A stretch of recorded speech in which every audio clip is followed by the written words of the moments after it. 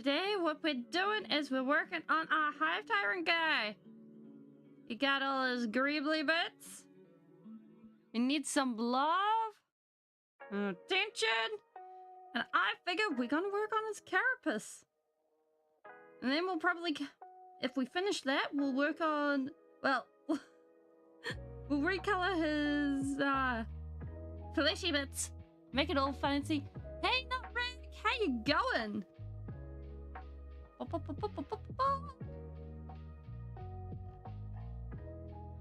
busy doing some greeblies. Now, hopefully, my little papers for actually putting paints on kept trying to squeeze and run away, and I was like, oh no! Oh! Oh yeah. Like, it's never okay for that kind of behavior. Hey, Dennis! Also, welcome in, Autistic. Hope you're having a lovely day.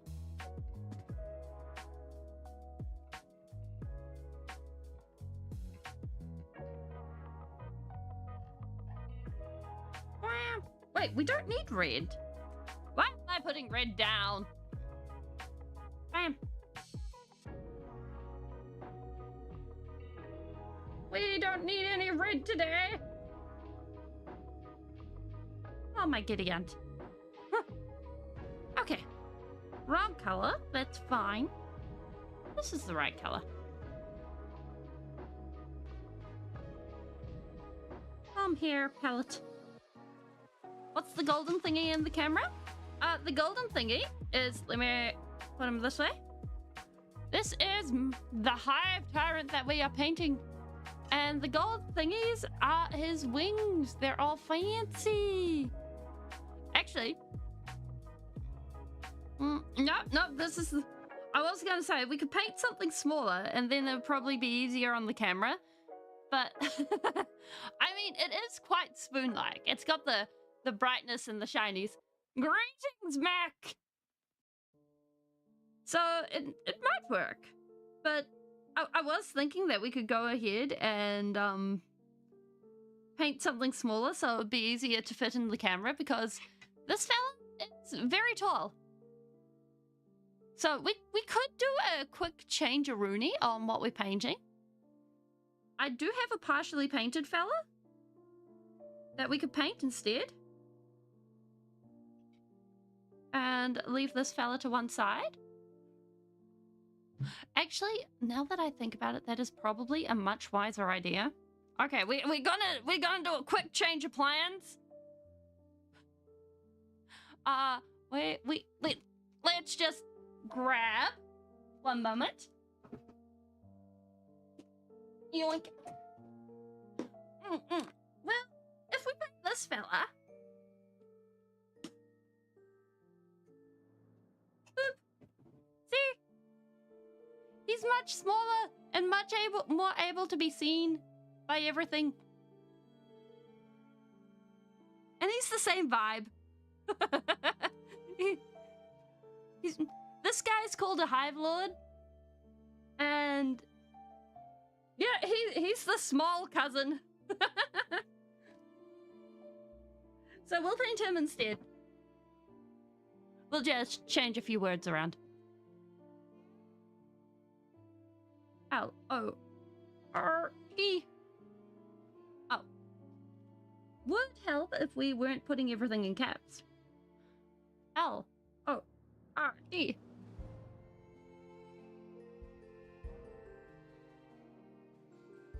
I do not have any ability to change that or mess around with that. It has been asked, like, seriously, YouTube has been asking me to go ahead and do that for basically anywhere I go, and I swear it has been so frustrating. Like, I'm just like, YouTube, why are you telling me that's...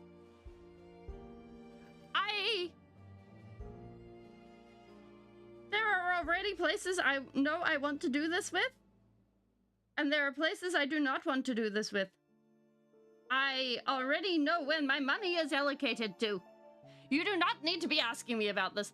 Hello. How's your day gone?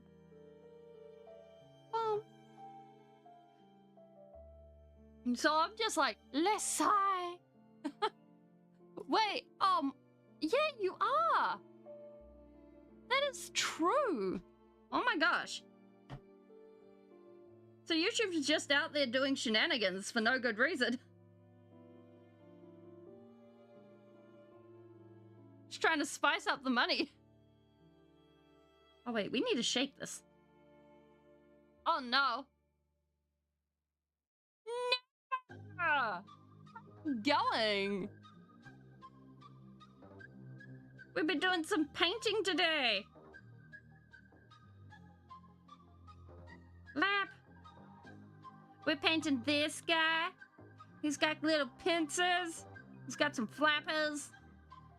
He's called the Hive Lord. Good morning, Amber. Hair. Wiggly fingers of luck. I offer them to you. I don't think I can offer anything else, though. Wait. I offer cherry. Bam. We offer cherry. Yeah, my nails are red today. I was busy looking over my colors, and I was like, you know, I'm either feeling ultramarine blue or red. And so I decided that red is the vibe. Enjoy! And may it give you good luck. And yeah, like, I'm vibing with it.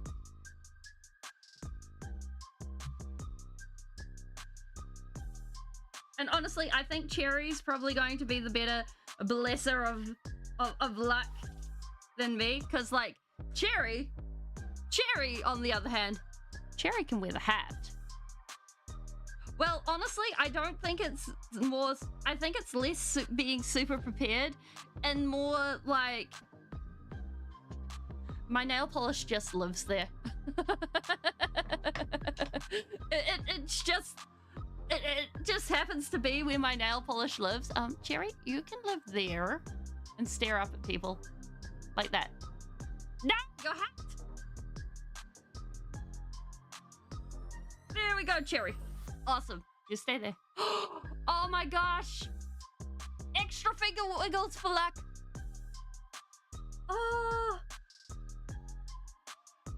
Oh my gosh. For everyone that's been doing exams.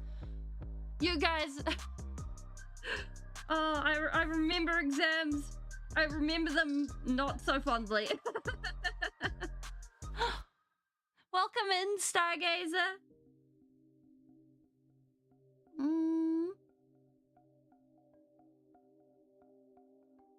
Like, I can honestly say I'm really, really glad exams are behind me nowadays. Because, the amount of stress that was just in the air in general, it would rub off on you and be like, ah, yes, even if I wasn't stressed, I'm stressed now. We'll be painting this guy. He needs the love and attention and looking fancy in us. So we're gonna make him all cool.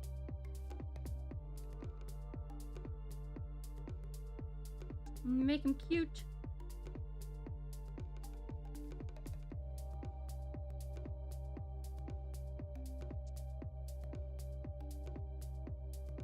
That being said, I think the next time if we ever make one of these, I'm probably not going to put his wings together. Yeah, red today.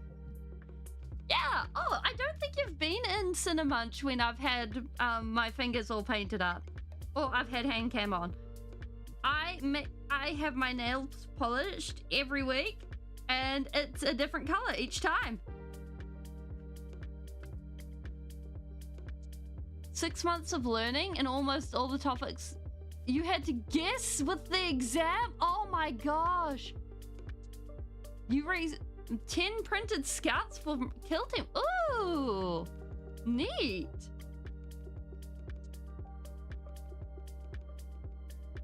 honestly, like, I feel that. Like, anytime I've ended up having to,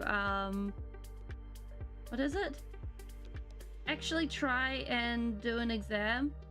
Like, none of the things that the teachers have told us would be on the exam or that we needed to know have actually been on the exam, and it's been like, what is this random thing that was only, like, either not covered at all or was covered as a floating topic?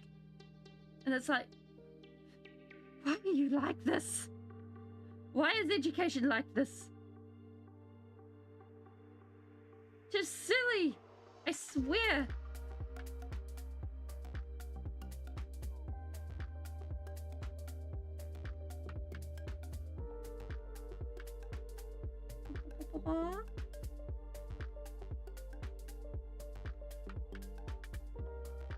Hello, Mortarian. Welcome back. We've been busy painting a Hive Lord. He's looking all, well, at the moment he's looking all black, but we're gonna make him all shine. Actually, I have some of your followers. Where they be at? Yeah.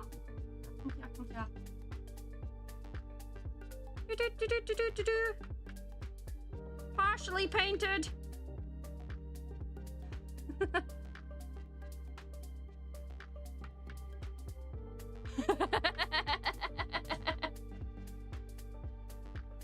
we go. Looking all greebly like.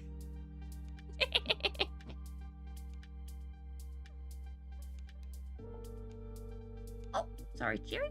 Don't mean to get blue on you.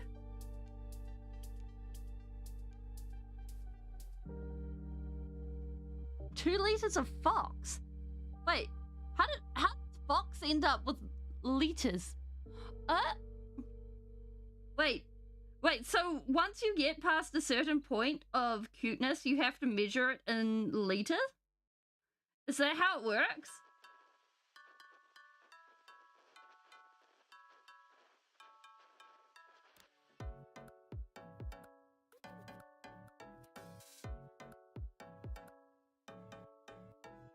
Oh, neat. I hope it settles into your home really well. That's cute. Puppies are always adorable, even when they're being terrible little munchkins.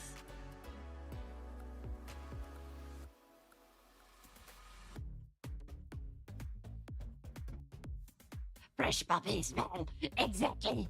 We must take the fresh puppy smell and turn it into perfumes. Oh my gosh! Oh, that's glorious!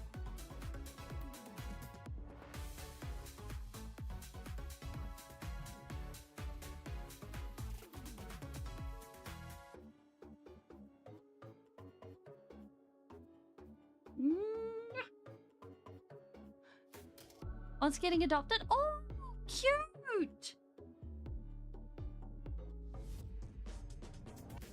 Like,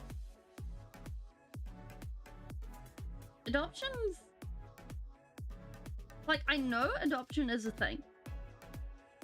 And do you look like chipmunks? Oh my gosh, that's really cute. Like, I've seen chipmunks in, what's it called? Animated media? But I've never seen actually, no, I can fix this right now. Google, show me what a chipmunk looks like. I need to know what a chipmunk looks like.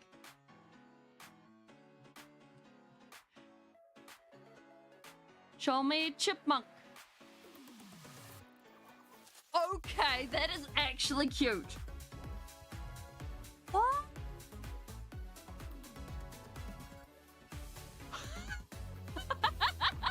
This is cute. Oh my gosh. Wait. I thought these things were like, how is this not a squirrel?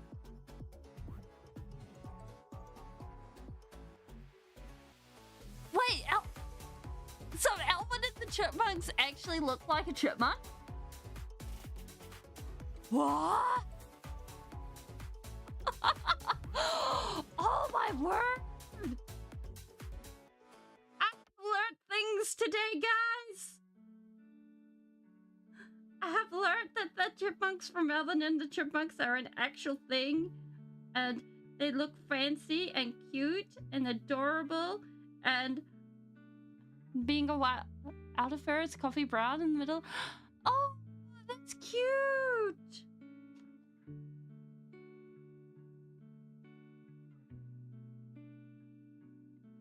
That's just downright adorable.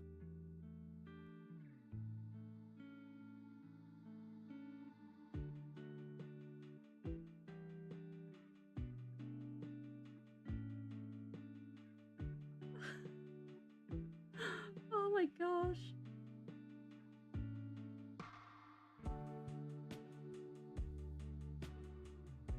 We I don't know how I didn't know, Shade. Okay. What is it? Chippendale. I knew what Chippendale looked like. I knew what. Okay, so we've got a playland in New Zealand called Chipmunks. And I knew what, and they have an icon of a thing, but like I always check out marmots. Okay, we gotta look them up. And so like I know what a M-A-R-M-O-T-T marmot. Wait, aren't these prairie dogs? So, like, it's the... I think it was the cognitive dissonance between cartoon versus real item. Like, for me, those two ends up in different things. Exotic black TV? What? These things look so cute. Full Metal Chonk. They look so fluffy. You could take one home and just have it as fluff. We need to make it our life's journey to discover one of these and adopt them.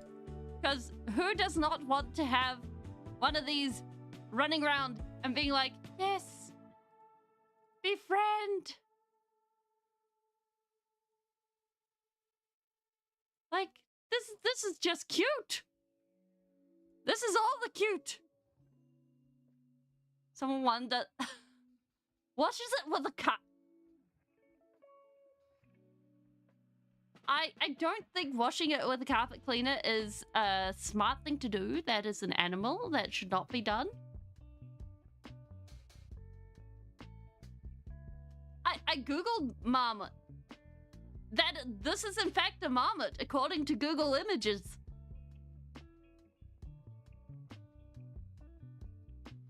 Pet-friendly one. Okay. Okay.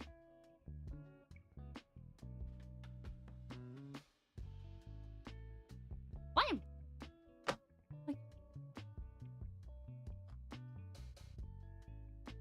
Da-da-da-da-da. Apparently there's like a yellow-bellied marmot and a red-faced marmot, and I am learning many things about marmots, and I'm probably going to end up looking up facts about marmots and chipmunks and things later. Because, hey, we may as well learn. If there is a gap in your education, you might as well fill it.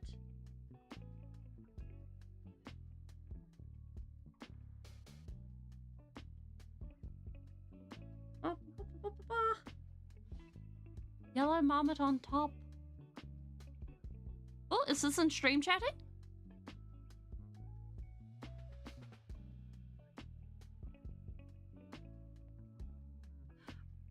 I mean, fair enough. Like, the yellow marmots look cute. I am just a fan of the color red. I cannot deny this.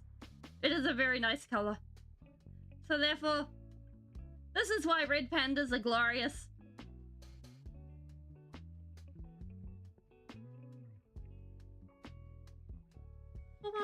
There we go.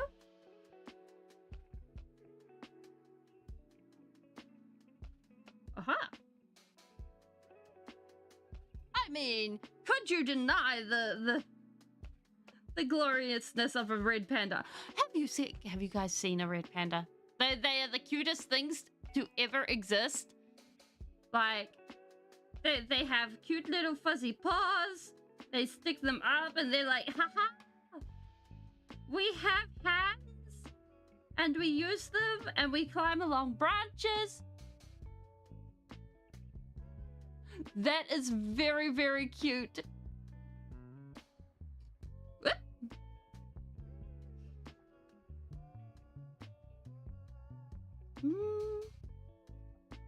And I think animals with the power of cuteness on their side, they're OP. Because when animals weaponize the power of cuteness, humans just lose all their defenses. And it's like, no, we're gone. A pygmy marmoset. Wait. Yeah, Shifu from Kung Fu Panda is a red panda. Yeah. Wait, so is a marmoset and a marmot the same thing? Are they related, or is it just something that's a similar word scheme?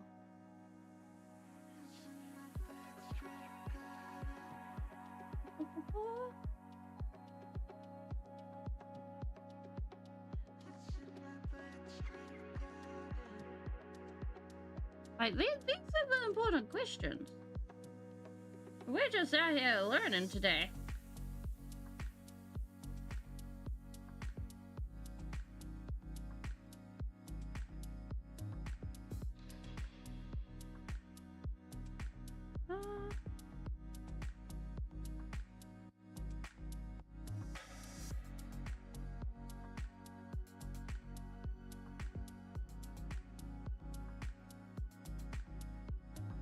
There we go. Brightness! Activate! Hey! Yo! I mean... Wait, why is my camera so... One moment. There we go. That's better. I was just like, wait, why is my camera so far back? This is not quite right. Yeah, camera be doing weird things.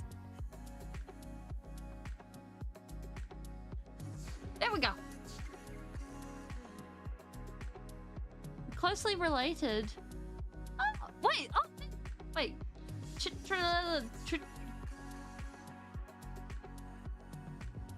Calitrichidae. Wait, called Calitrichidae. Calitrichidae. Which also includes other marmoset species and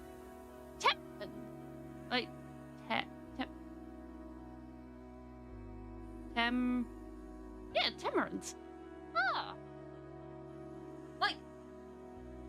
Okay, my first thought when I see tamarins is actually the tamarin monkey, which is probably not where this is going, because like the tamarin monkey, one, they're really cute. But two, oh no, I'm thinking of the capuchin monkey, which, again, really cute. Terrible escape artists. Like, when I was young, I used to go up to the, I got to go up to the zoo in, I think it was Auckland. It was either Auckland or Wellington. And they had monkeys that were such escape artists that they go ahead and they would be like, congratulations, we escaped, and the zookeepers won't even bother to freak out about it or go worry anyone or say anything, because like they were such regulars that they'd just be like, ah, yes, we have escaped again, do not mind us. Discord not working?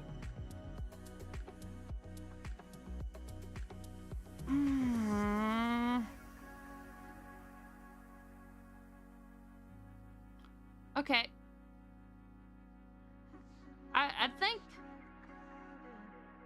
Nightbot in general not working? Okay. I will need to...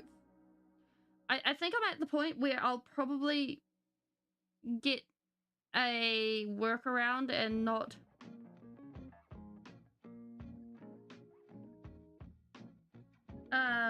bother trying to fix Nightbot again.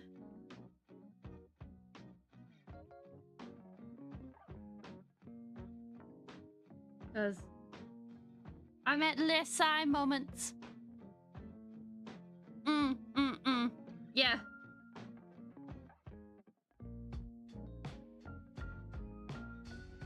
But anyways, these monkeys were just like, congratulations. Yeah. Well, we've had issues with Nightbot on and off for the last year and a bit, and it's like, congratulations, you are a silly bot with silly intents and silly ideas for the world. No, you may not join our Discord because apparently you may not work. Silly bot, you do no longer work for us. You just sit on the sidelines and twiddle your fingers.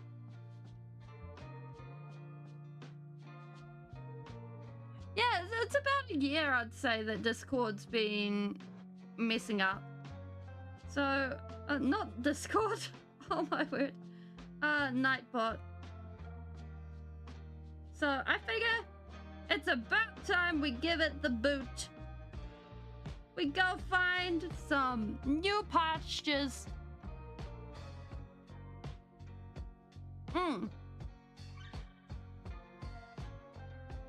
Go send it on. Send it further.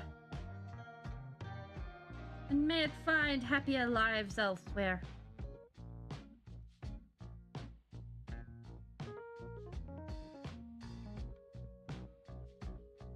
Because it's not necessarily that it's a bad bot, it's just a bot in a bad place.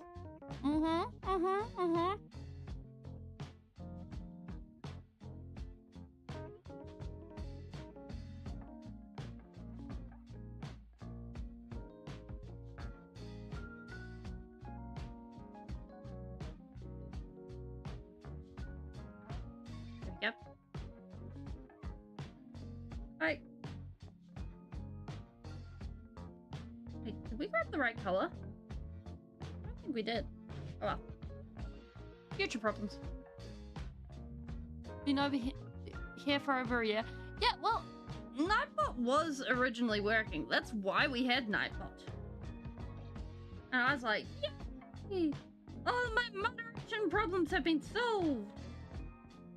And then Nightbot stopped working. And I was like, this is sad.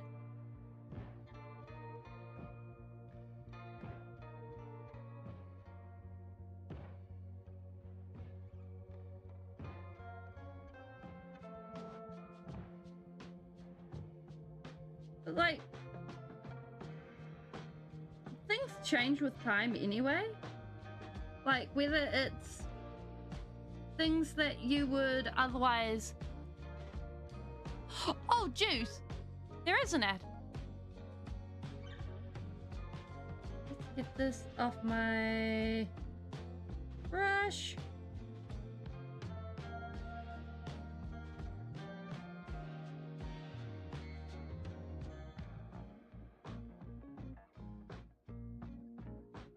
we go. And I can take a drink. But like, oh wow. Like,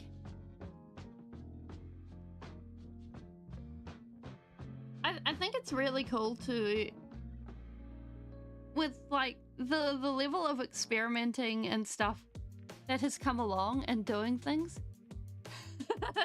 Yeah, like, there is a reason why I go for cups that go like this, like they're shallow, they're flat, for making sure that it's not paint water. Because I have long since given up putting paint water in cups that are shaped like, well, actual cups. Like, I used to use cups like this for paint water, because I'd be like, oh yeah, I can use stuff like this. It's gonna be great. I'm gonna have lots of cups. And then inevitably it would be slurp. And then it would be like, oh no, the paint water returns. Why am I like this? Yep, that tastes like paint water.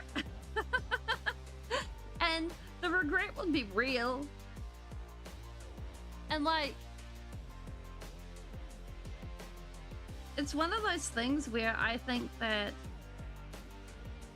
having the distinction in shape and size is really important. It's even better Canadian.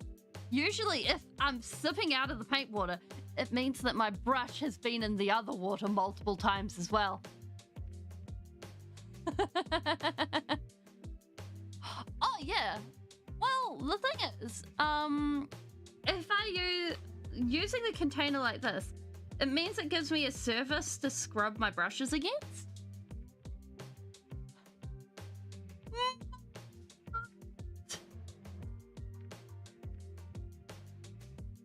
How you be? So, making sure that you have something that suits you is really, really good.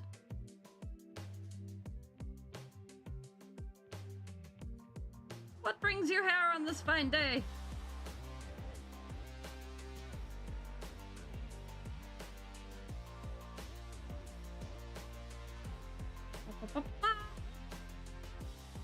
Scrub against your fingers? Yeah, that... Oh! Oh, that's not fun.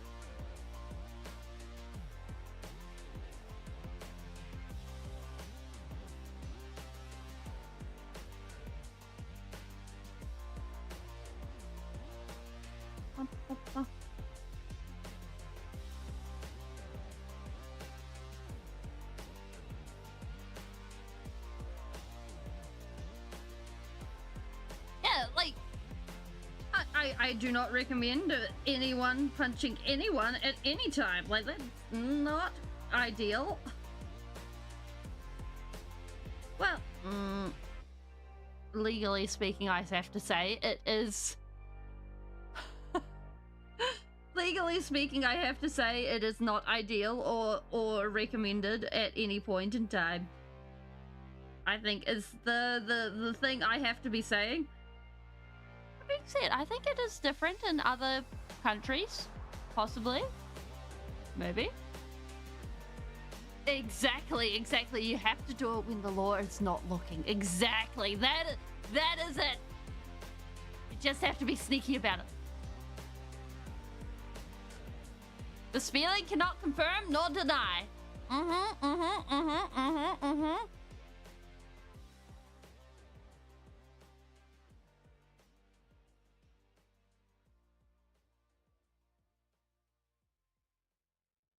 And the Speeling will never confirm nor deny.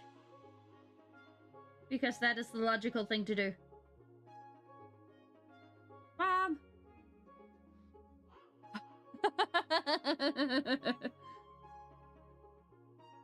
Oh, ba-bum.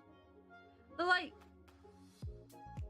the way I see it, is we rock up, we vibe, we have fun. And that is too thick of a paint. And like, the way I see it, that's the important thing.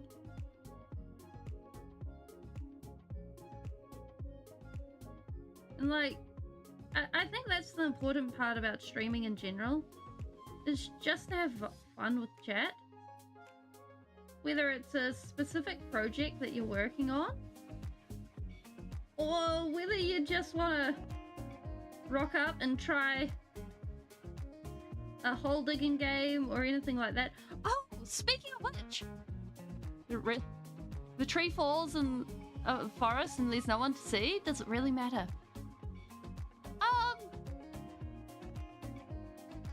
I think it depends on the tree.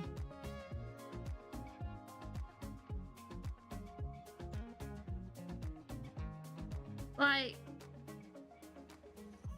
so you get multiple types of trees, right?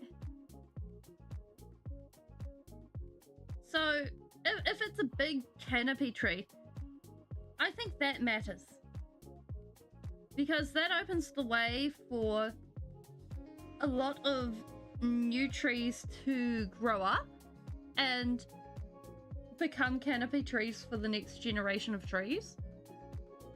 But then also,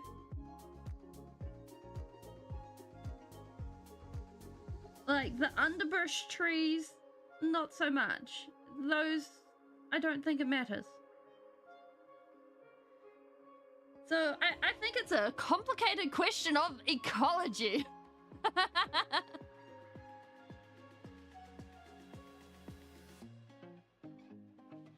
As for if it really fell, if nobody saw or heard it, I think that's more of a Schrodinger's box, Schrodinger's cat,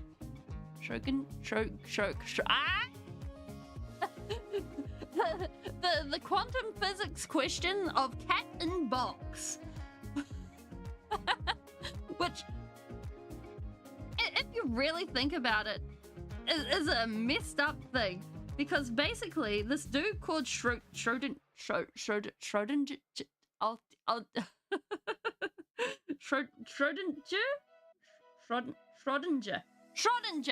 there we go. I'm probably still pronouncing his name wrong. Basically, he proposed this quantum physics thing that said that something is in two states until it can be. It is in all states until it can be observed. Yeah, that's exactly what the quantum physics is all about. So it's basically saying,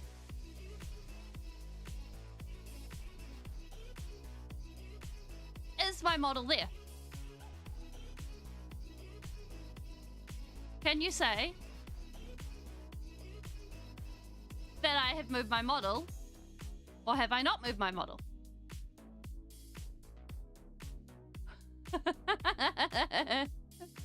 Like, that's where shoot, the cat law says. Oh my gosh. Like, it's one of those things where it's just like, is it there? Is it not there? Until it's observed.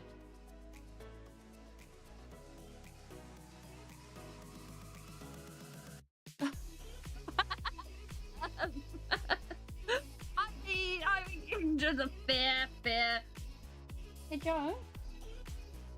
No, I can't disturb you. You're asleep. I can't disturb the Jones to prove you guys wrong on cats being real or not. Oh my gosh.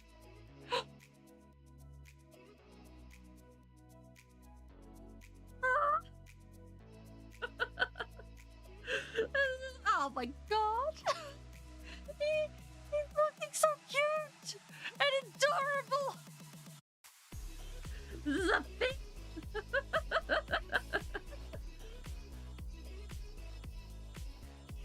Oh my giddy aunt.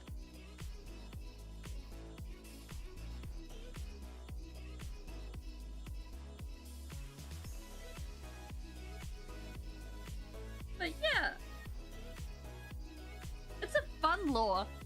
When you... Yes, he's always asleep when you... Yes, he is always asleep when you're around. Therefore, I can't remove him.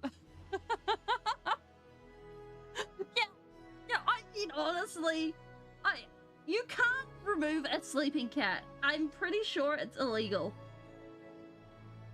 If you go ahead and you remove a sleeping cat, I'm pretty sure that's some sort of divine retribution or something that'll come and get you.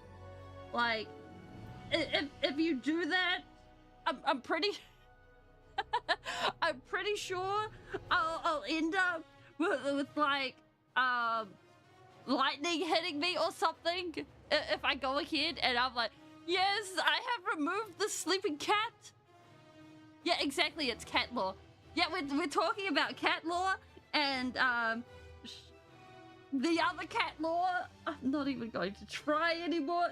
It's the cat lore of, is it alive or is it dead? Yeah, you put the cat in the box and then you guess whether it's alive or dead.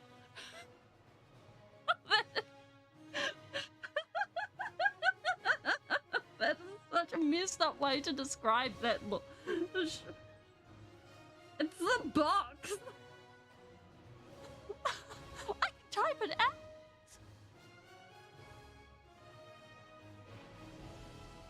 Trot it. Oh my gosh, it's just getting worse. Shot it. I give up.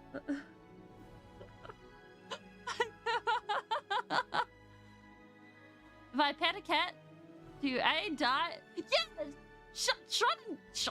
Shot it. That cat. Yes. That is it. Why am I having so much trouble with that word today? Oh, Leah painting? Fancy Hive Tyrant. He got like all the green. Yeah.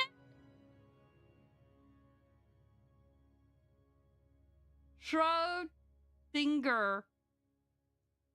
Thank you. I'm pretty sure that's not right, but I'm going with it anyway.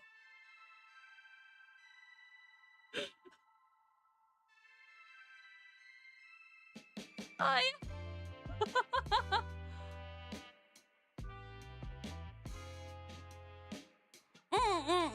That is true.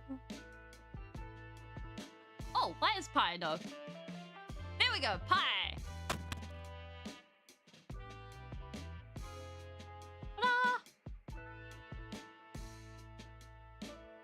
Pie work. Wait, Dinger is US UK slang? Is UK slang? What's it mean?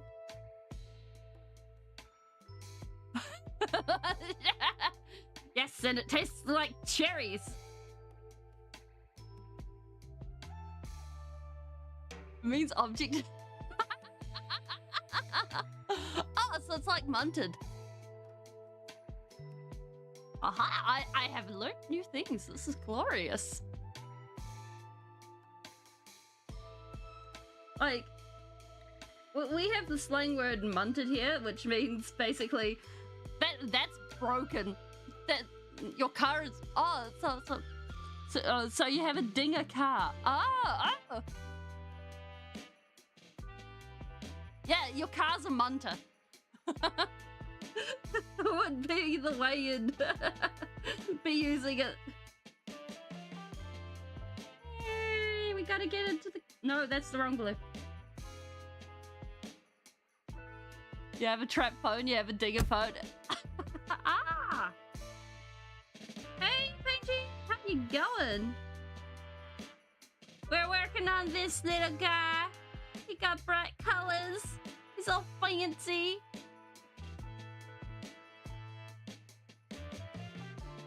Close to right as I've gotten so far.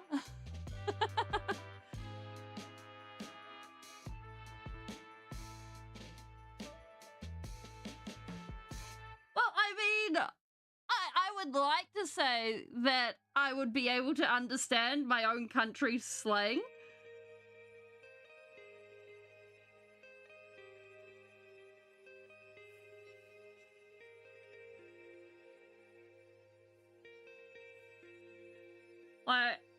I would be very worried if I couldn't. Happy birthday! Hey, whose birthday? Oh, Chaplin, happy birthday! Oh, I hope it's been a lovely day.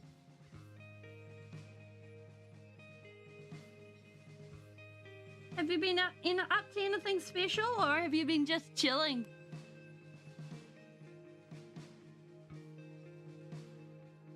Oh, dingo in Australia is a artsy drug. Oh. It's always interesting hearing about the differences for slang in different countries. It's like, oh. Wow.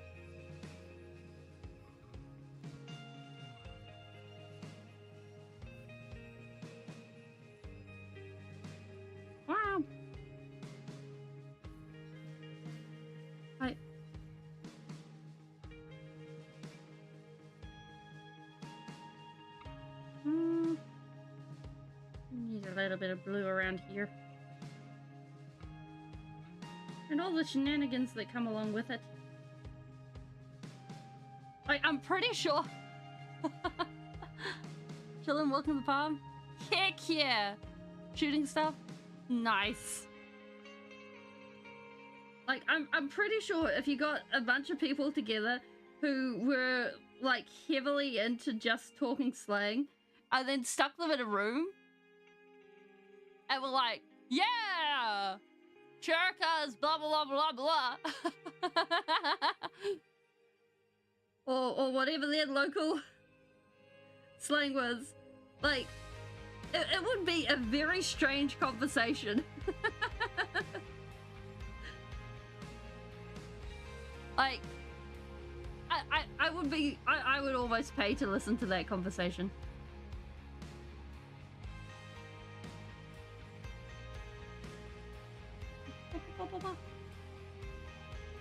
I think it would get real confusing real fast. Oh.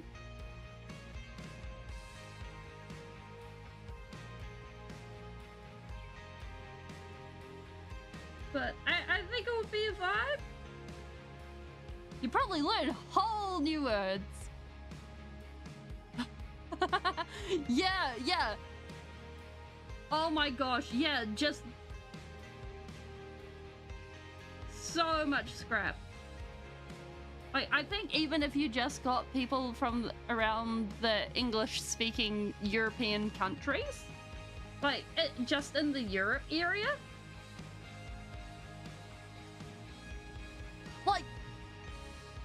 what was it? Just a couple of days ago, I found out that for the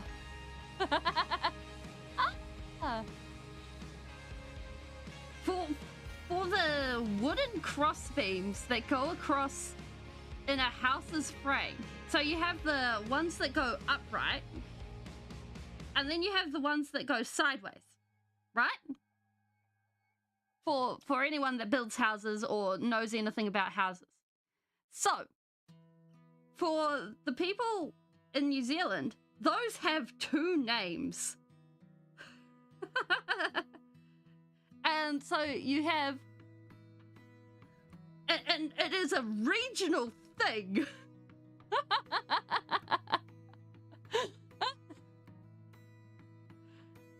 And it turns out it's Dwangs and Nogs.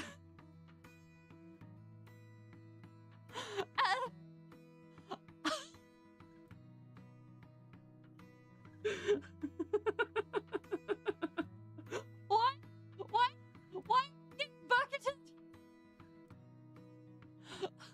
What?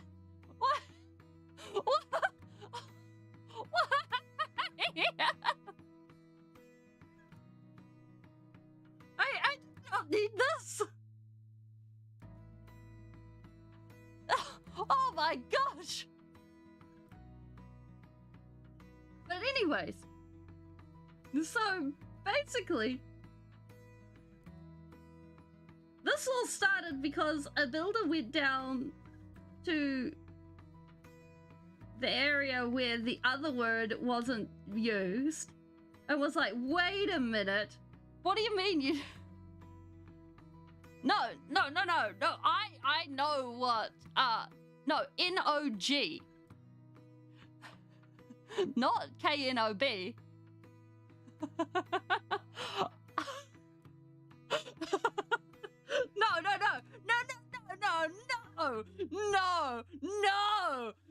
I know what I said.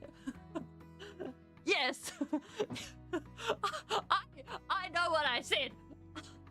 I'm well aware. Yes.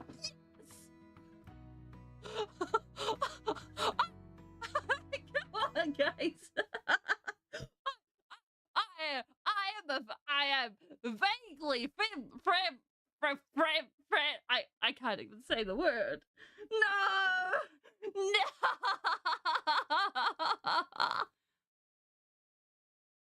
Make the Kermit voice? Well, I don't know about the Kermit voice, but I can do all the voices.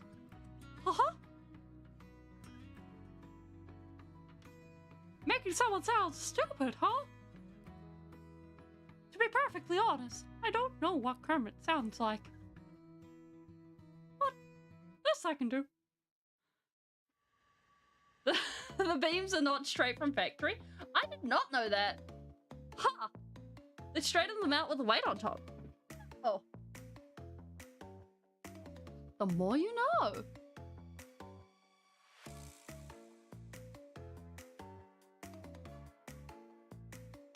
Like, I'd actually have to look up what Kermit sounds like, because I don't remember.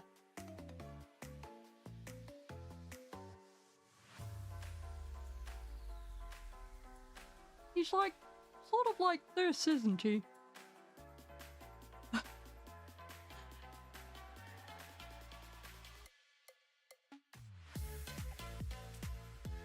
Wait, what? They have special ins and outs and ups and downs. Like, I am learning more, but... like, yeah, it's not school, but... that doesn't mean we don't get to learn. Learning is fun. Learning means we can apply more shenanigans. The more stuff we know, the more shenanigans we can inflict upon others. Yes! Yes!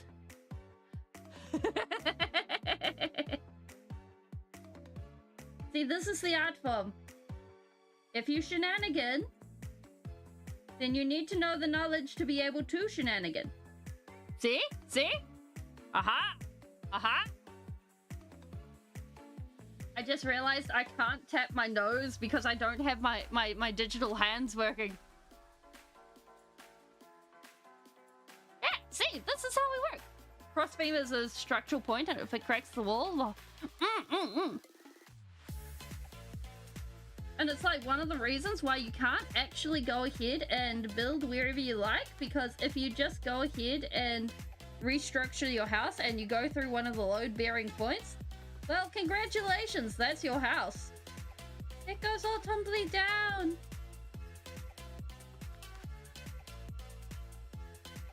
And it is a sad day indeed.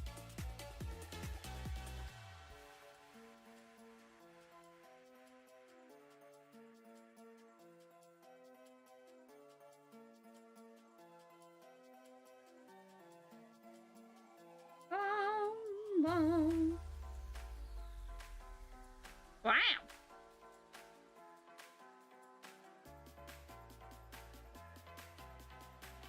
Wait, isn't a bungalow like an old type of things? How you going? What kind of shenanigans you up to? I mean, as far as I understand it, I always thought a bungalow was like one of those houses that was like old. Like, to be honest, bungalows only were made in like the 60s. No, I'm lying.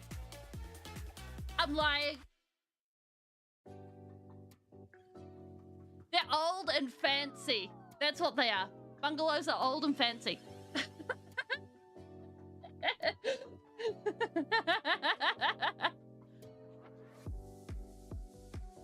The houses with one floor and a lot of houses of... Oh! Yeah, like, I don't know. All the bungalows I've ever seen, they've got, like, fancy scrollwork stuff, and I keep getting them mixed up for villas. Which, by the way, villas in New Zealand, like, they're the ones that keep having, like, fancy scrollworky stuff that are like, whee! You got, like, it's like this. And it's like, congratulations, you have all of this stuff just on the edges of your corners. And it's like, can we have some of this just everywhere? And the houses will be like, ooh, don't mind us, we're so fancy. Ooh. Wait, why are my wings not going?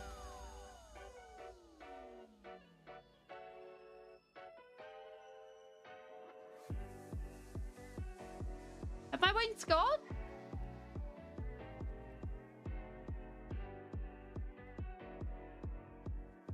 Excuse me, there's something wrong with my stuff today. I'll just... No wings. Yeah, no wings. I'll just quickly get that going because that needs to go. Bam! No, they didn't go big. No, puppet is a separate thing. So that's why Speeling is at the bottom like that. So you guys can still do shenanigans.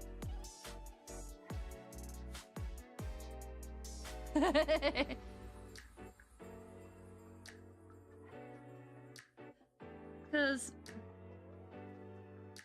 basically I have it set up so that you guys should still be able to do commands and have everything work through. But it means that I need to run some updates on my stuff on my end and make sure everything's still working.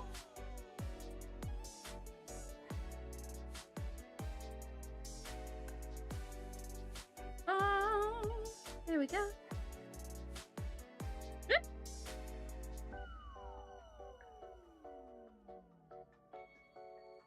I swear, this fella is the most patient about being dropped I have ever seen. Farewell!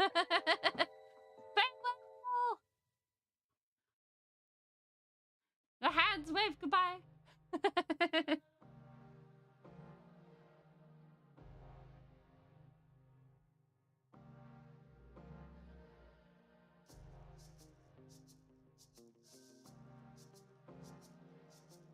And I'm thinking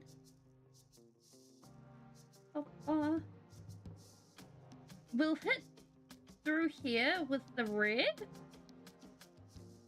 like for the legs, get them all hunky-dory, because like even though it's got like a vague carapace-ness to it, I think I'd be happier with them all being red. I think it'll fit. How many nids do I have? I have this guy. And I have this guy. Neither of which are finished being painted. So I expect that I will finish the Tyranids I already have in like 4 years. But in all reality, I kind of expect that like I want to do this fella and my Hive Tyrant. Yeah, and then these fellas I want to do in flat colors, and then I'll add a little bit of pearlescent sheen to them. This fella's special, he lost a claw. Because, like, I figure that's going to be better.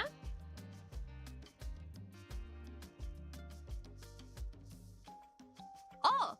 So! None of my Tyranids are painted in flesh tone. But for doing flesh, or at least for doing the reds, I have a base of corn red over top of black. And then I'm going through with a... I think it was this, dragon red. Which you could probably, like, any sort of bright red. And then I'm going to be using a pink. This one's Emperor's Children, just for the highlighty bits. And then putting in touches of white. And that's how I'm going to be getting all the shiny bits. Which I've done. See if I can get it. Is this in frame? Yes. Just over there. There we go. For all of that fleshiness.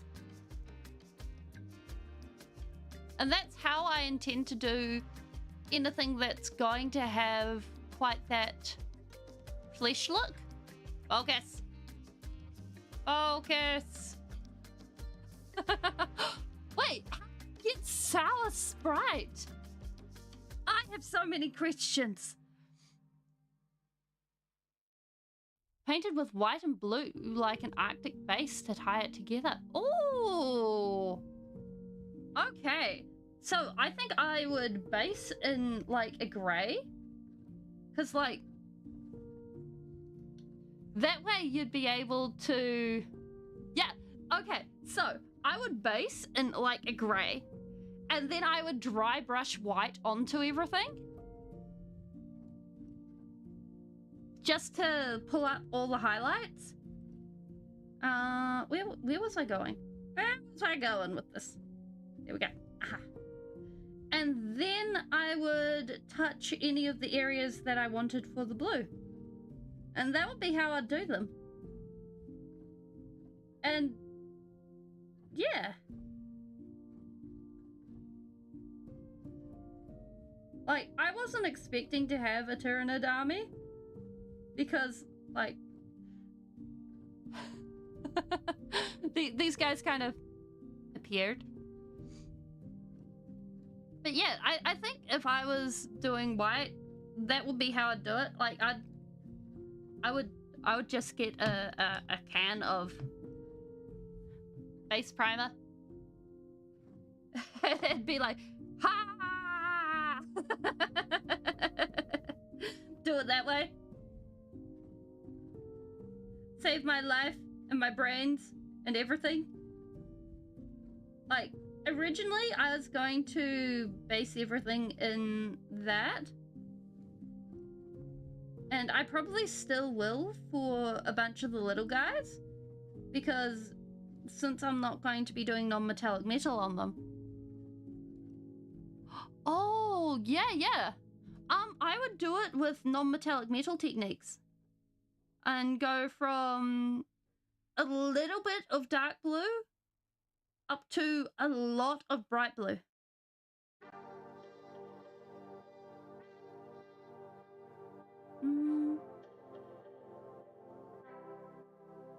With highlights of white.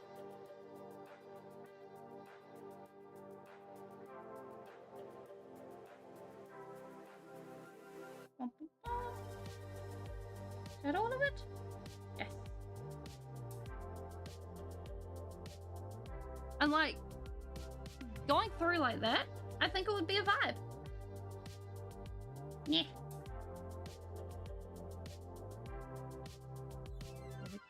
That is the wrong color.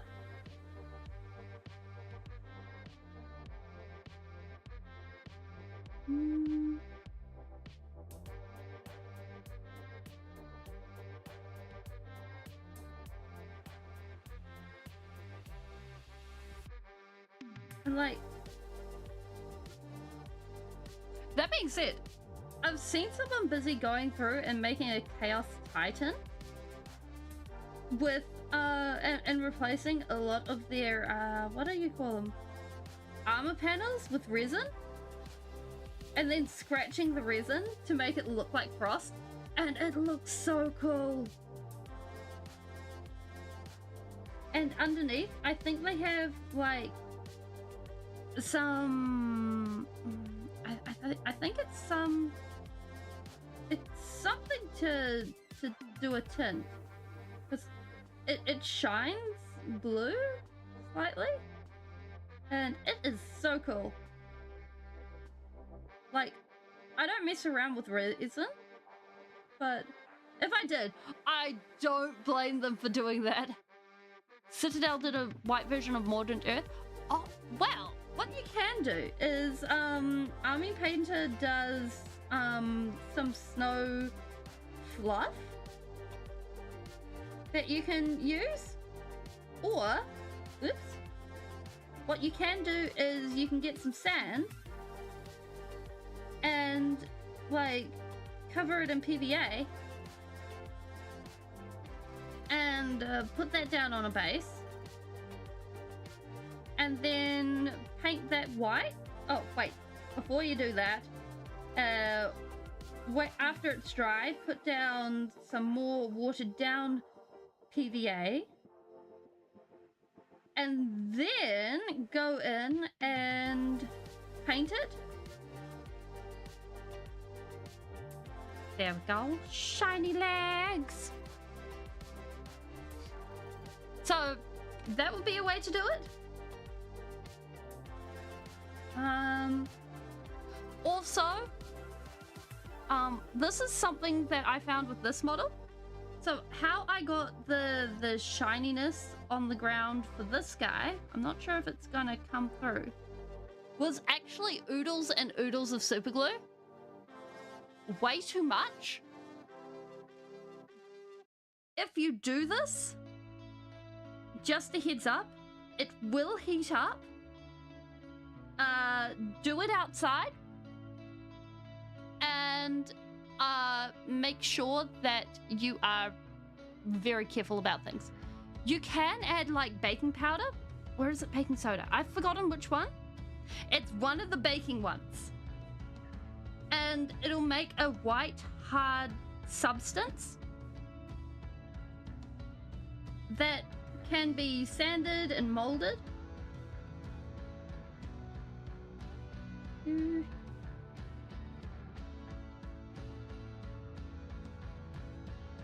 And that's a good time too.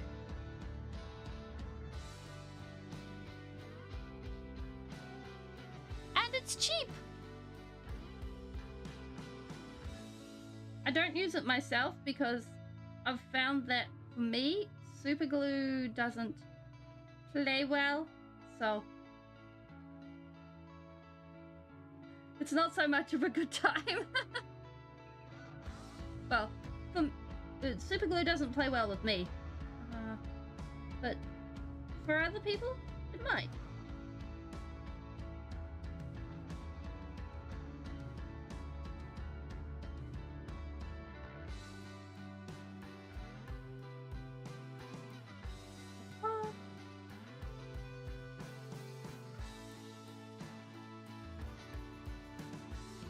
There we go, we give you a tail. The cutest tail to ever exist. Alpha's half mustache? Like, oh, cute!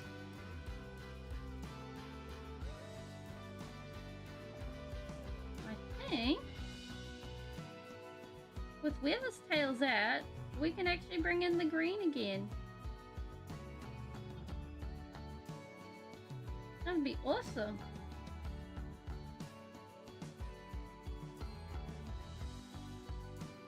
That would be bright and shiny and ready for us.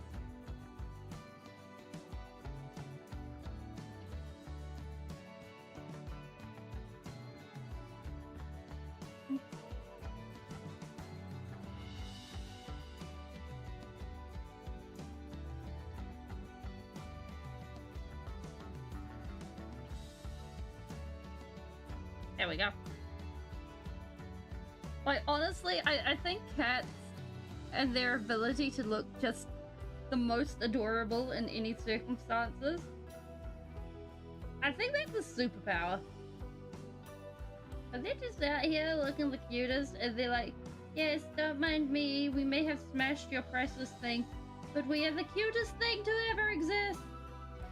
So you will forgive us. Is it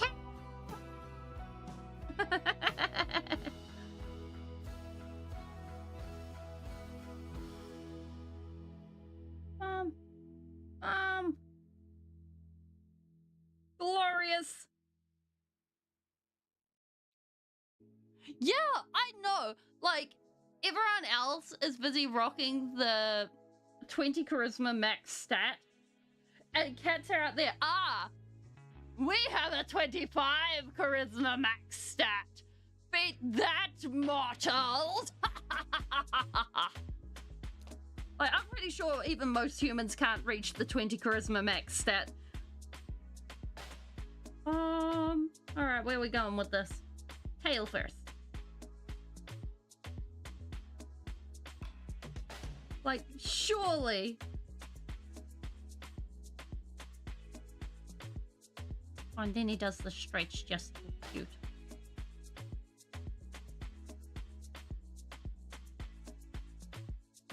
Jones, when you wake up, I'm showing you off on camera because you're cute. Oh my gosh! Like, The Aristocrats was one of my favorite movies growing up. Like, it was adorable. It was so sweet. That being said, that butler was unhinged. I don't blame him as an adult for doing what he did. Like, having the money left to the cats, but still.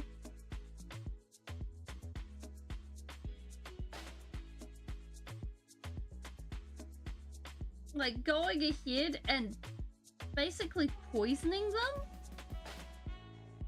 That's nuts!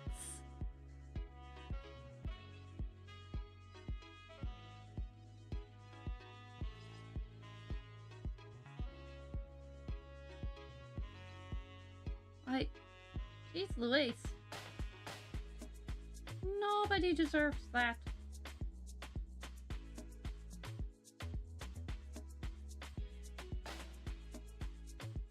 Bum, bum.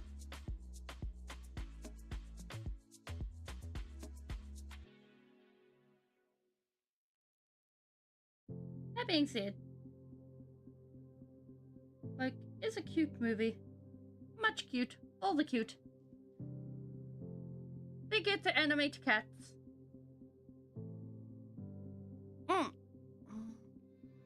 Yeah, and like, if you're the lady's butler and you have to take care of the cats, then what you do is you take care of the cats until the cats are like, well and truly. And then congratulations, you make sure that the money goes to you.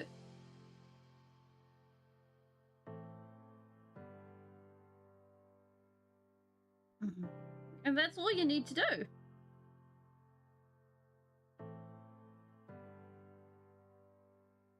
But then again, if you absolutely hate cats... Wait, and the cats look like the cats in the movie? What? Okay, that's a bit crazy.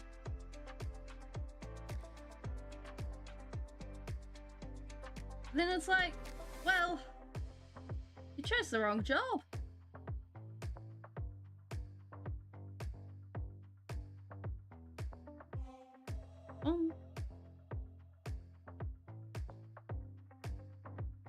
But then again, like, butlering in the old days, like, from what I understand, it was like, congratulations. You live with the family, and you grow up with the family, and then you do the things with the family. Like, you didn't get very many options.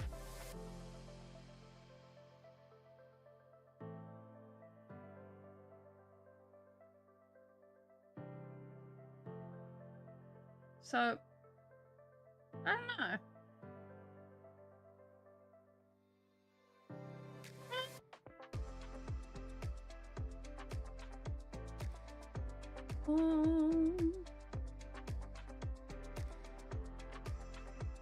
There we go.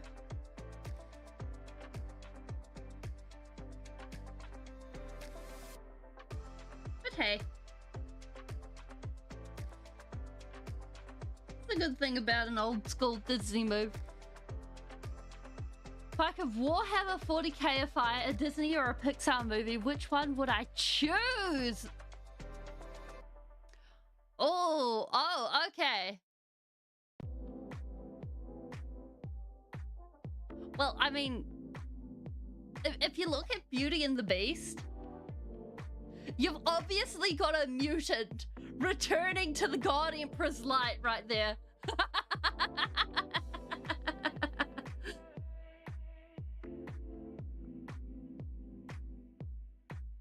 But then again, obviously in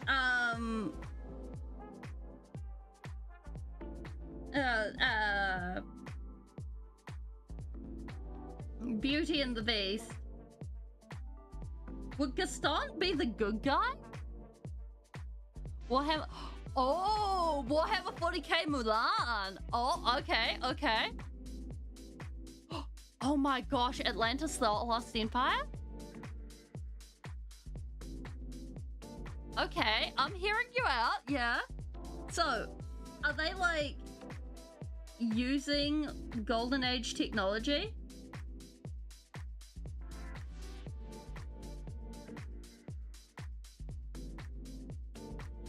Are they gene soldiers?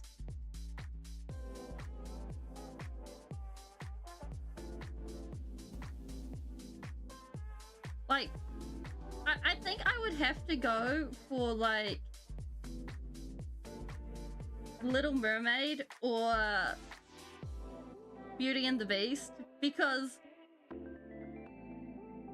it would be absolutely horrifying. Rogue trader hires an historian to find a piece of archaeotech and instead finds a whole civilization. Oh, glorious. Because, like, if you go with Little Mermaid, you have a Xenos. Gaston would be a Puritan Inquisitor, exactly. You have a Xenos trading with a demon from the warp to go ahead and become a human to fall in love with that human.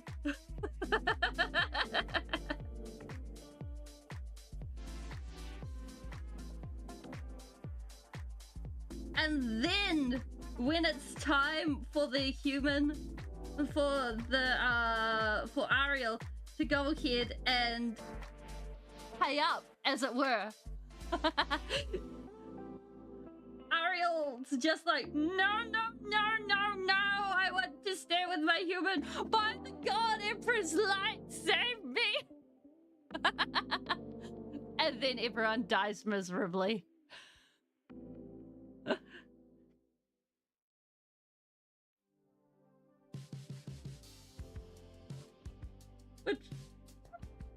But Ursula as a sentient demon, yes!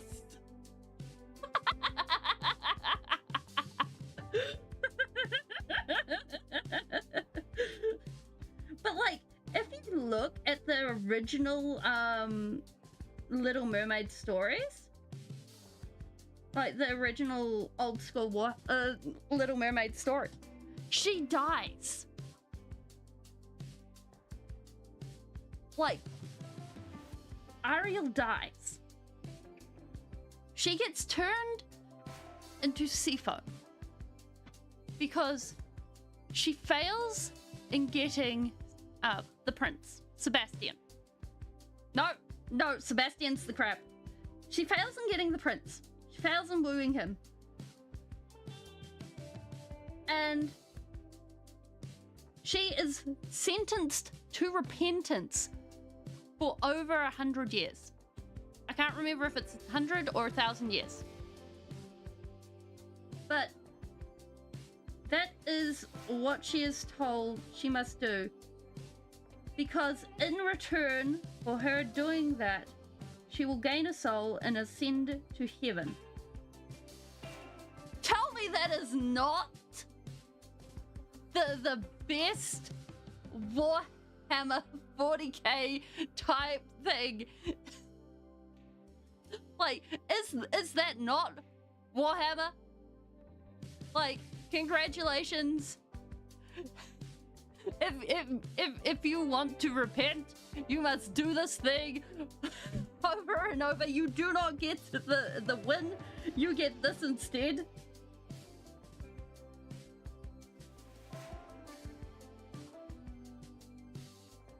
Red Riding Hood and Snow White.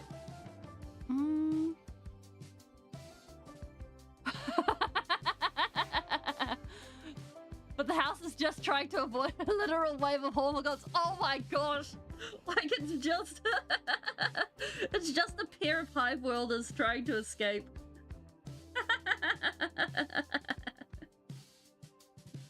Oh my word. Monsters Inc.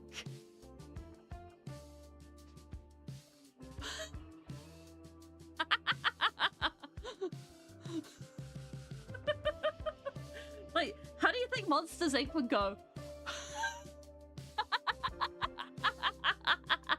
Oh no! We have stolen!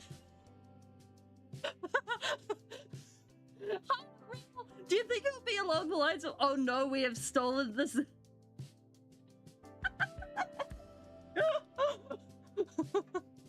Wait, the child wasn't scared. Why is the child not scared? Oh no, the child is an aspirant. Shoot. We're doomed.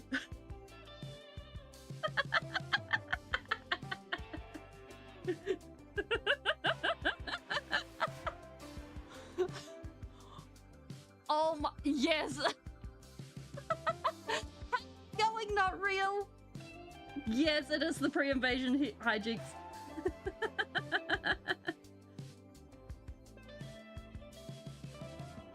It's either that, or it's exactly the same, just told from the demon's point of view. Like, it is exactly the same.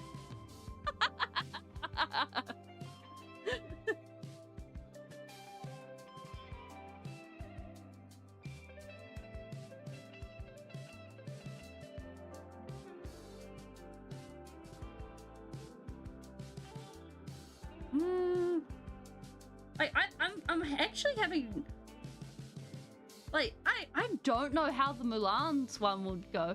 Yeah, like, oh yeah, we got Core Knight Demon number 224. You're down on the scoreboard this month.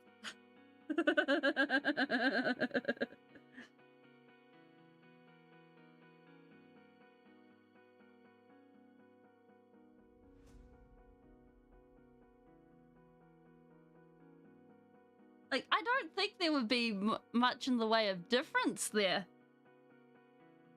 I don't think we've got a real here. We only have illusions and duplicitousness.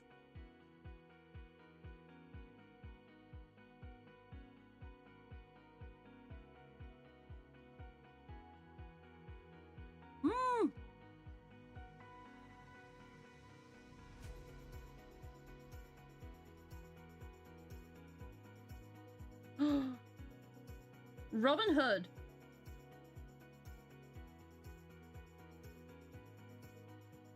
Like, oh my gosh. Mulan, a civilian sneaks... Mulan, a civilian sneaks out to join the PDF and to fight off a shockingly efficient orc invasion. And then becomes, like, the war hero.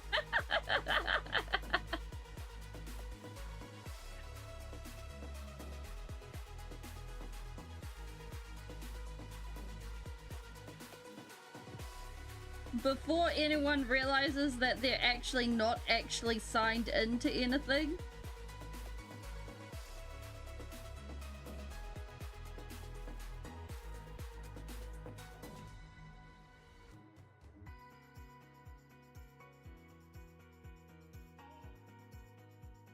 Like,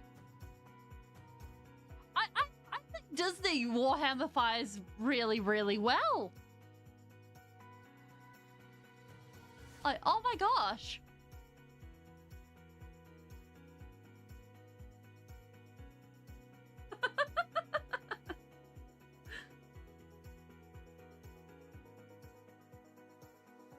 Like, the stories write themselves.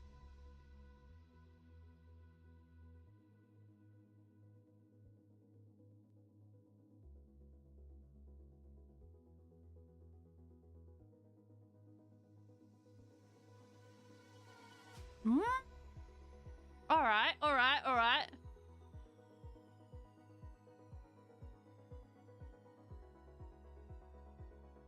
Shrek! How do we Warhammerify Shrek?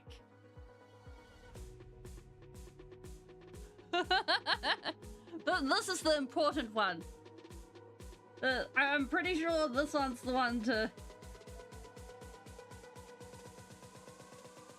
Obviously, we've got a planetary lord who's busy taking land. Or taking stuff.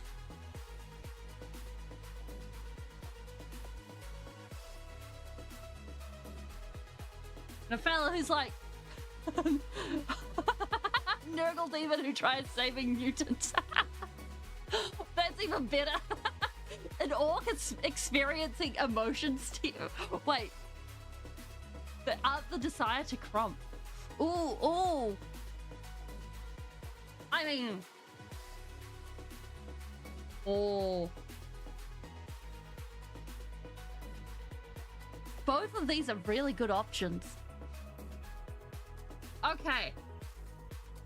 A Nurgle demon saving mutants or from an orc discovering emotion.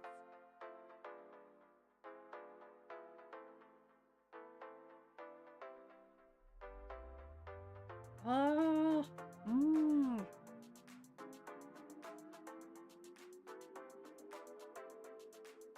Like, good morning, Hecatone. How you going? Hope you're having a lovely day. Oh, we be painting this guy, and we're busy talking about Warhammerifying Disney and Pixar films. The one that's on the chopping block at the moment is Shrek.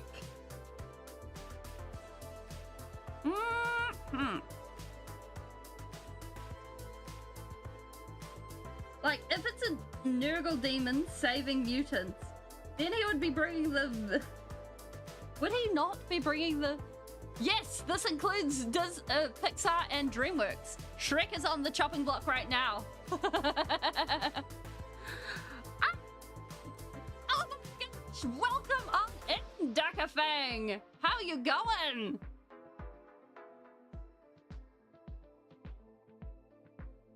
We are busy talking about Warhammerifying movies, more specifically Shrek, right now. Like, it's orc. Oh no, there's two orcs. It's orc.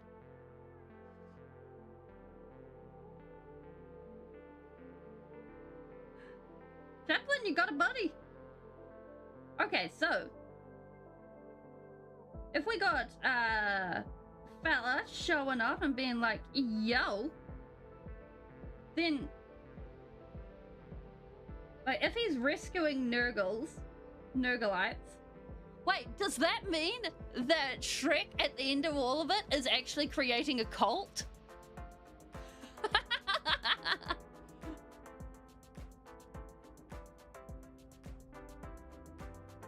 Like, I see that as... That works for half of it, but I don't think it catches the other half.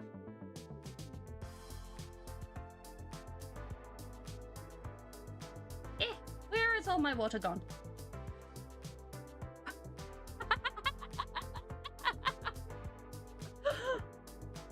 We have the YouTube walk and we have the Twitch walk. This is glorious.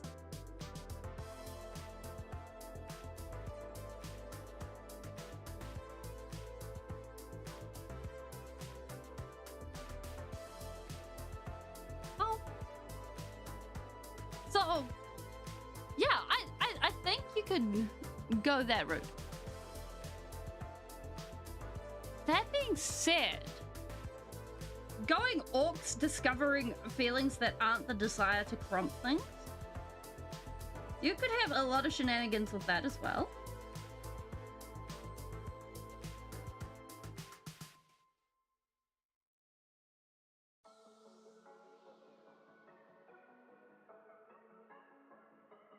And like, orc going... Welcome back, Cinemunch. Orc going on quest to discover what it is, and then ending up fighting, well, hell drakes and other things, and being like, I am happy crumping things at the end. I think it would be like a really cool circular story.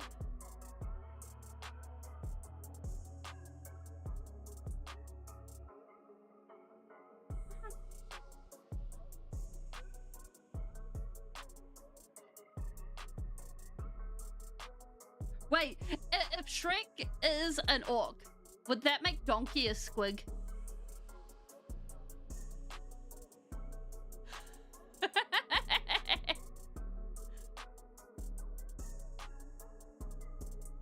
If so, that would almost be adorable. Just an orc and a squig on a two-man adventure. Nothing's a squig if you believe enough. That is a true statement if I've ever heard it.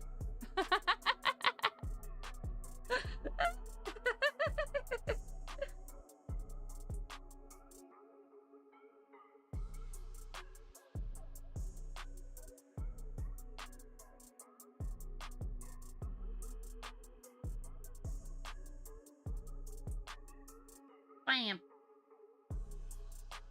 Bam? Bam? Alright, what? Oh, who's Fiona? That is a good question. We need to figure out who Fiona is now. Oh, yeah, that... So, if we have an orc, a squig, and... Commissar Yarrick? This is a Hive Lord, I think. You looking all faint? Oh! Yee! You my fancy fella? Looking up. He's not wanting to stay on my hand. Kalita's assassin. Glorious. Shrek is... Oh my word.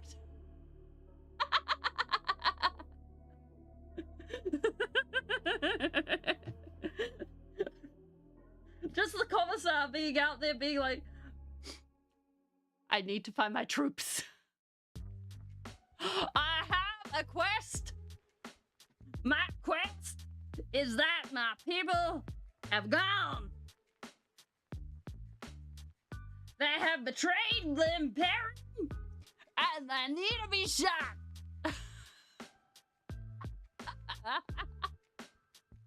Yeah.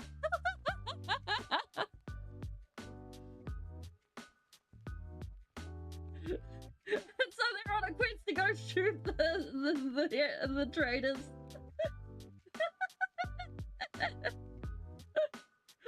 Oh my gosh. Yes. She's an old grit. Yeah. Oh my. Yes. Yes, it is my funny bug. He's looking so cute. He's so adorable. He's getting colors on him.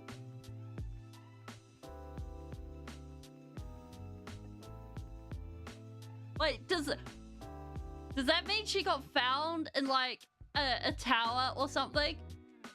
And it was locked from the outside, and there was like a sticker or something on the door that said cannot be opened. Oh no, wait. Ogren, can't read.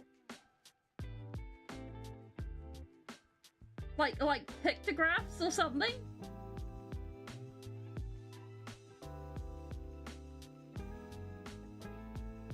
So it's like no exit.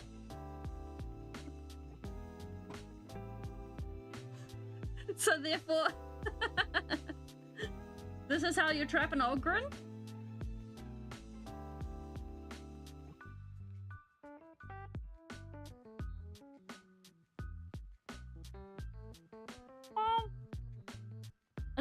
Yes! And a down Valkyrie. Glorious.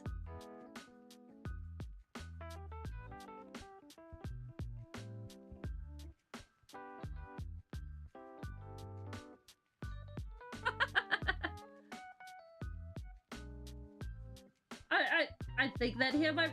Wait, that would mean that Farquaad is actually the commander of the troops that has turned traitors.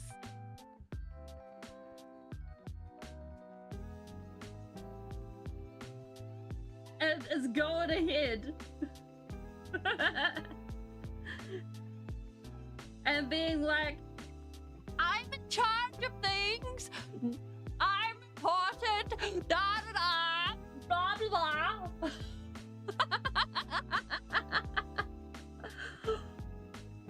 Oh my word.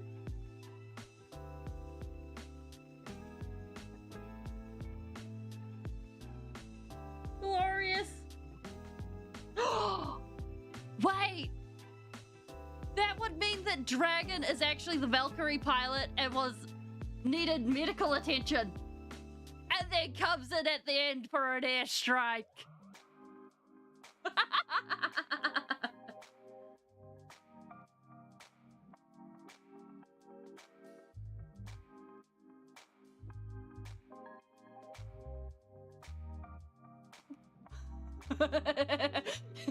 Yes, exactly. Some of you may die, but it's a sacrifice I am willing to make. Oh, that's just perfect.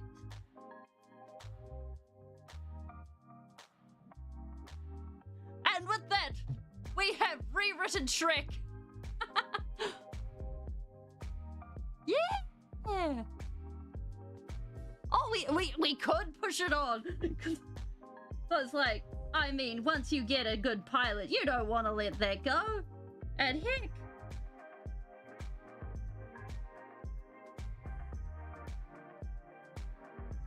an Ogren that survives? Who wants to let go of that? As an eviscerator assassin that's somewhat stable. I mean, you could go all sorts of ways with Puss in Boots. Any kind of specialist, really. Just be like, haha. Look at me as I'm fancy with my sword. I do believe you're missing pants. Because I am Antonio Banderas and I'm very good with the sword. It isn't Antonio Banderas? Actually, I have no idea.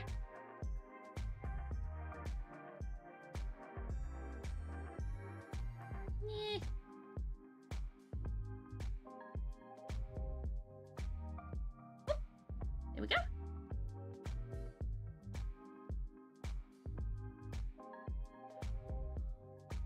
Ah! It is with Antonio Banderas' voice.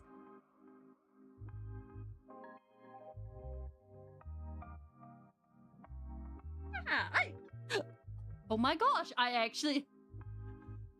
My name is Inigo Montoya. You killed my father. Prepare to die.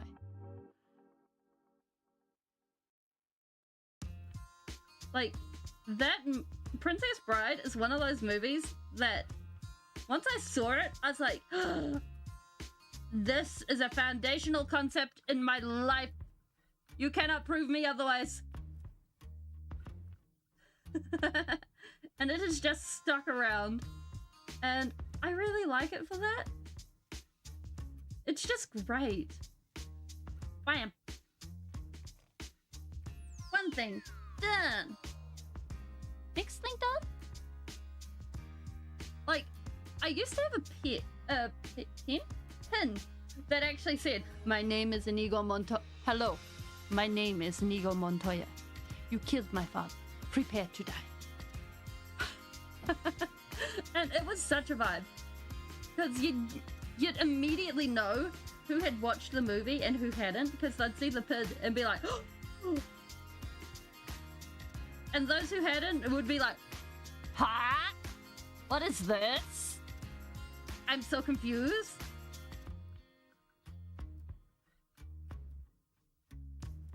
This is much confusion right here. Oh, hey, Joe. Hi. You're awake. How you going? Oh. No, that doesn't mean you get to hold on to my hand. Thank you. Thank you. Thank you. Can I show you off? Let me see if I can show you off. Big cat? No. Okay. Okay. I'll try. I'm here to leave. Sleepy fella. Ah, there's a Jones. Here he is. Here we go. Thank you, sir. He's a bit. He's just like, why did you do that? Why do you like this? It's all the scritches. I won't do that again. Not for a very long time. He's just like, you pick me up, you stretch me out. I'm already stretched out. Oh my gosh, you ripped. You did all sorts. Okay. Yeah, big yawn.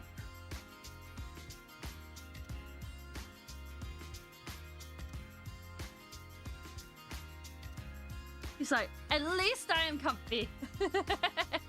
Yeah. Snacks are where it's at.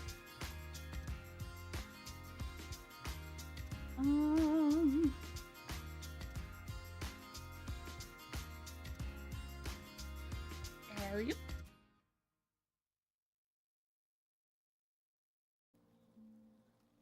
I think we could. Like, it's actually a rarity in the summer that Jones comes in, says hello. So I'm always hyped for the winter when he's like, I snuggle. Because he's always like so snuggly in the winter. He's just like, yeah, we vibe with this. All the snuggles. And I'm like, yeah. The cuteness is real.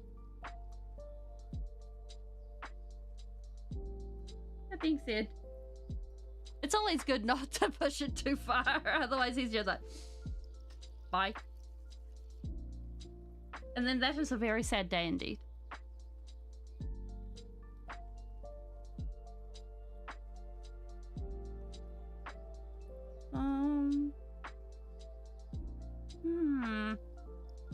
Trying to think of the other Disney movies. I'm like, wait, The Lion King.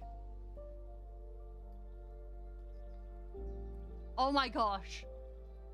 So, if we break it down, we have a young prince getting his father killed by his uncle, then escaping out into the middle of nowhere and getting raised by two hippies. And then returning at the behest of a young warrior who he knew as a child to be like, yo! Lion King, but it's just the lion. Coming to a store near you. Well, actually, yeah. We already got this in 40k.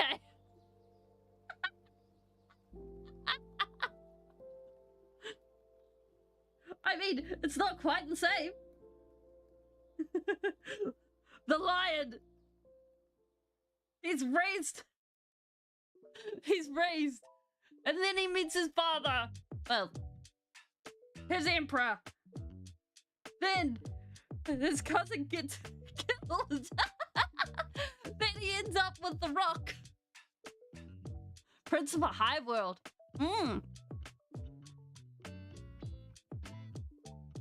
Because you could go Prince of a Hive World, who then, in a political uprising, his uncle kills his father. Dun dun dun. And he is forced down into Scar Horus. Yes. Scar is absolutely Horus. Like, and then the lion wakes up.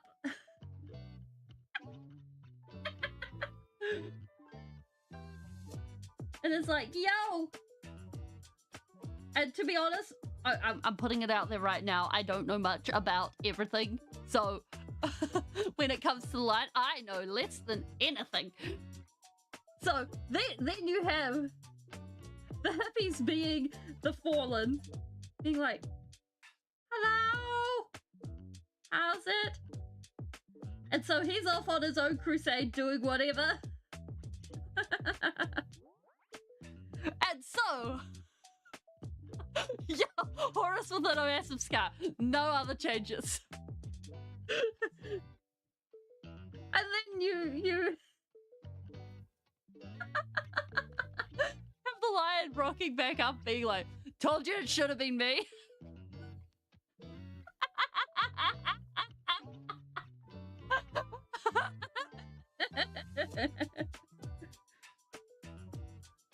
Oh my gosh.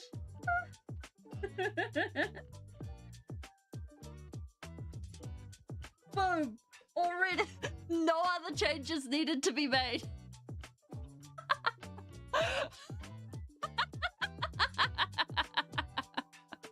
Oh my gosh.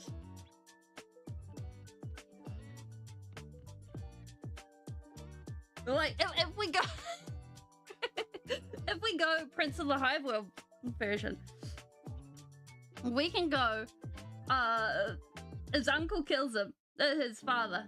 He's forced down into the Underhive, where he learns massive gang tactics and stuff. He is no longer protected by bodyguards and such things. He must now fight to learn and survive and da-da-da-da-da. Wait, who's Zazu? Oh yeah, that is a good point. Who is... Zazu is Cypher. There we go.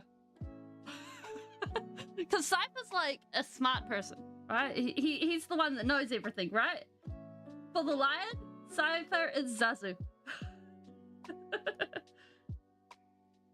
It's either Zazu is Logar coded. Oh yes!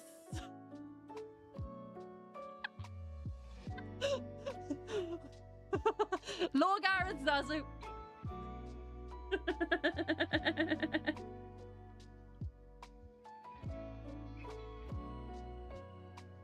Glorious. Perfect. I love it. The only question is it still the monkey is Melkador? The only question is it still a musical?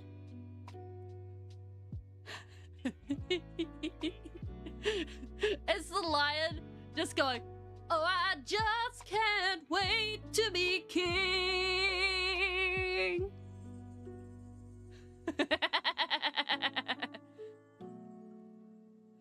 And is Horus busy going, I know that your powers of pretension, attention, is as wet as a warthog's backside. But listen to me and pay attention, for my words are a matter of pride. Because that's the important part here. Because if Horus is doing that, then you know the Horus heresy would have gone so much smoother.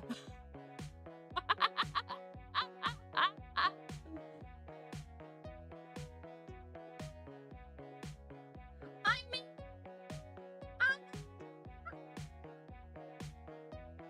and it was a major heresy to begin with, so...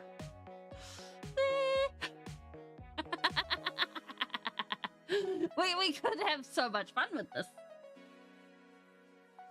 See from your vacant expressions, the lights are not all on upstairs, but we're talking kings and succession. Even you can't be caught unawares. So be true.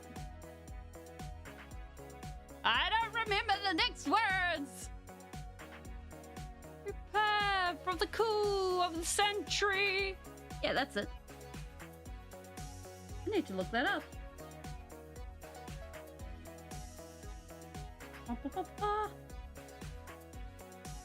Like, surely. Yeah, I know. Like, the only question is what you'd be doing a musical of. Like, would it be the heresy? Would it be like the Badab War? Would it be Devastation of Baal? Like, where would you go with the musical? And how would you do it so that you wouldn't get the banhammer? If this is where the Imperium is headed, count me out. Out of terror, out of crusade space, I wouldn't hang about.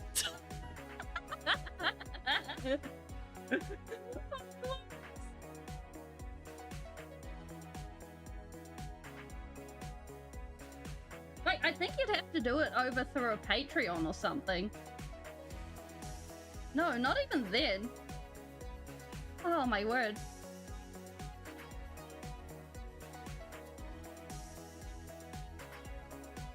No, you probably could do it through a Patreon. The heresy would be 10 hours long. Well, I mean, if you can do it with Epic, you can probably do it with, because, what is it? There's a dude that's gone ahead and done Epic as, not Epic, the Odyssey as a musical, and it's called Epic, and oh my gosh, it's got a whole bunch of bangers. It is such a vibe. And, like, it's totally doable. And it's cut up into suites of music, which I think it would be how you'd have to do it. Awesome! I'm glad. Service out of Africa? I wouldn't hang about. You know, I could just imagine Malkador being like, I'm headed up to here with you! You know! Whoops, or Primarch's edition.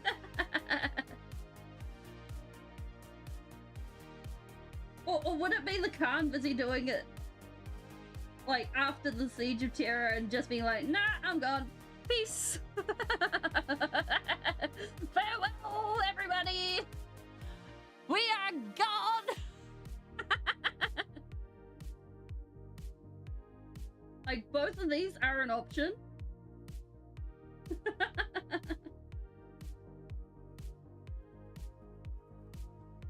Yeah. Paint. There we go.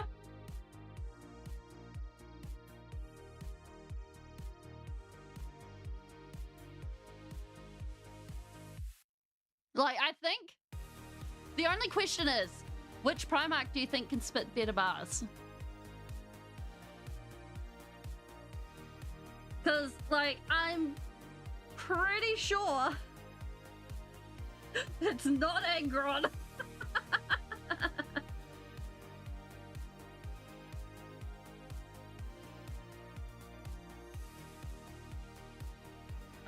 I'm pretty sure with Angron it would be I have gotten to my limit. Bop.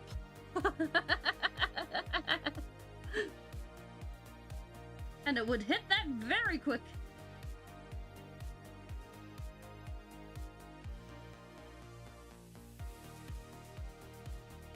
Yeah. Fulgrim is getting dunked on by anyone. Yes.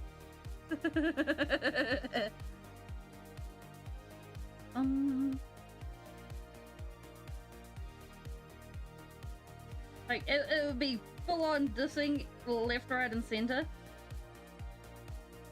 Like on one hand,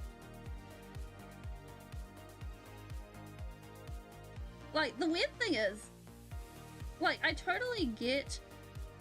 I respect pre-Heresy Fulgrim for his style of do stuff. You think Magnus' bars are pure? Pure magic. Mortarian's bars are cold as fuck. Oops.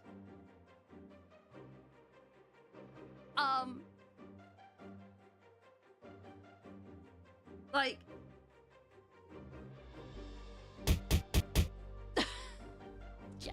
yeah, I deserve that one.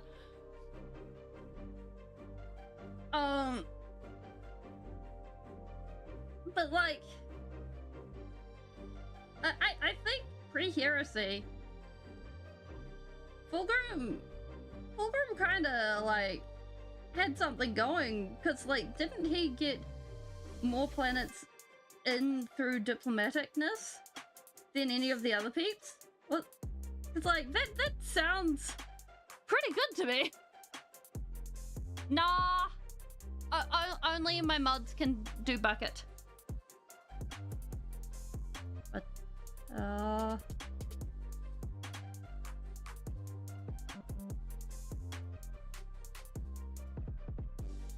mods are not here.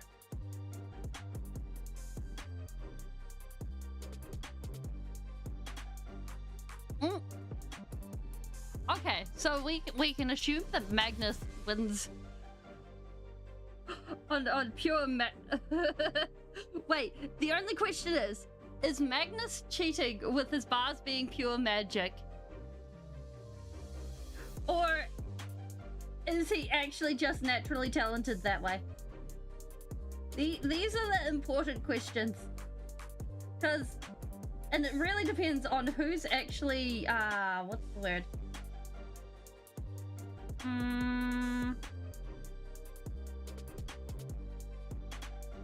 Judging as to whether it gets counted as cheating.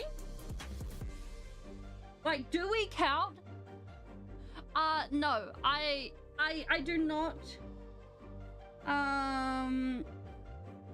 One, I do not hold open mod selection like that. Two, I'm very happy with how my mods are applied at the moment. And three, asking to be a mod will not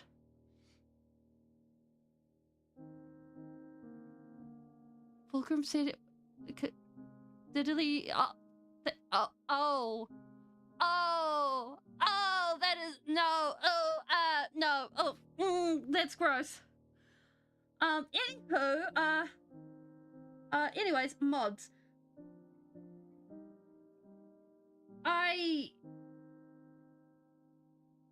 I don't want to take on people who ask to be mods through chat unless I am hosting like applications for mod.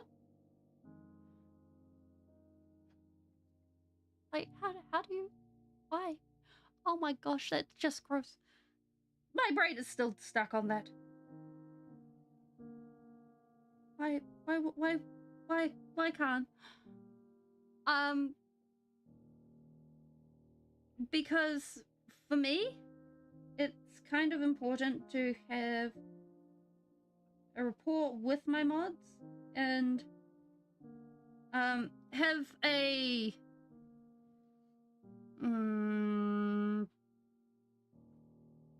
person to chatters, mod to chatter ratio that I'm happy with, and like a bunch of other stuff. So it's got nothing to do with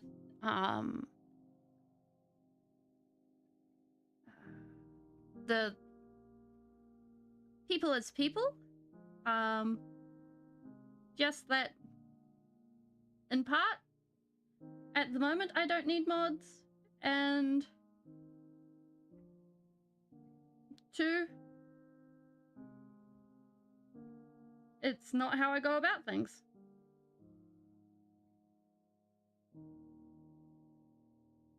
We have a tongue. How do you do the glazing technique on swords? Are you meaning to make it look like a power sword?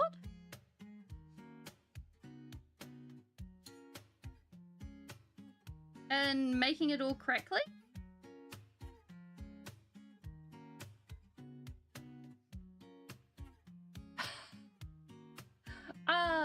But it's also very late for them.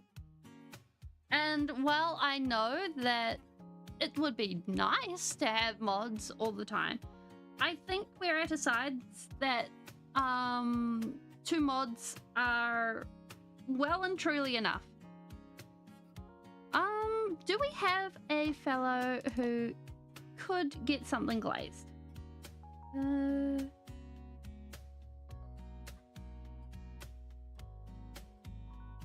No, that is a gun. That is a gun. Painting a blade guard veteran, you're trying to get the color in the middle to look like it's glowing. Oh, so you're wanting something to look like it's glowing? So, it's somewhat similar to this, right? This flame? So what happens there is grab random flat thing. Yep, this'll work. So if you're wanting to get the color in the middle on the sword to look like it glows, we're gonna do a quick little wait. Even better. Grab a bit of sprue.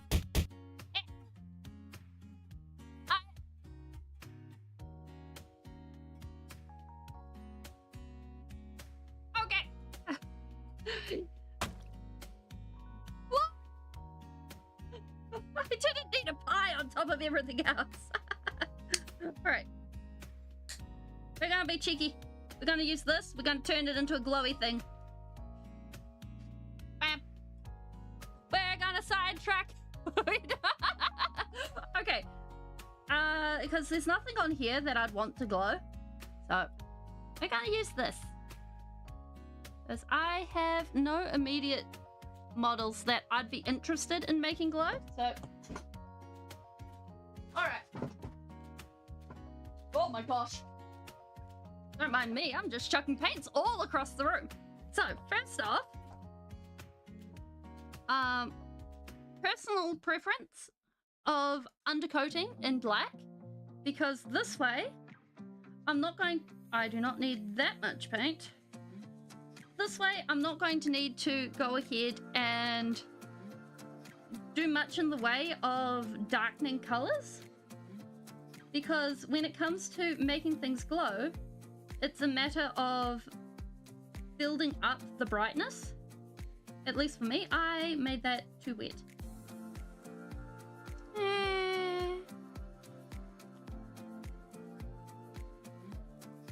I could make the Plague Captain's sword glow green. Yeah, we could do that. Alright. New plan. Alright. So we'll just darken this guy's sword up. Because having a glow there's two things that need to happen. There needs to be contrast on the object, and then there needs to be contrast in the area around it. So what we're going to need to do, at least for this guy, is darken the rest of him. So for that, what I'm going to do is I'm going to grab my dark warg green and darken the rest of his body. Yeah, this is Abaddon Black, and I have wet it to a glaze consistency in this case. If you're just painting the model, then I would hit it with whatever you're comfortable with. If you're basing it, then put it as a basing consistency.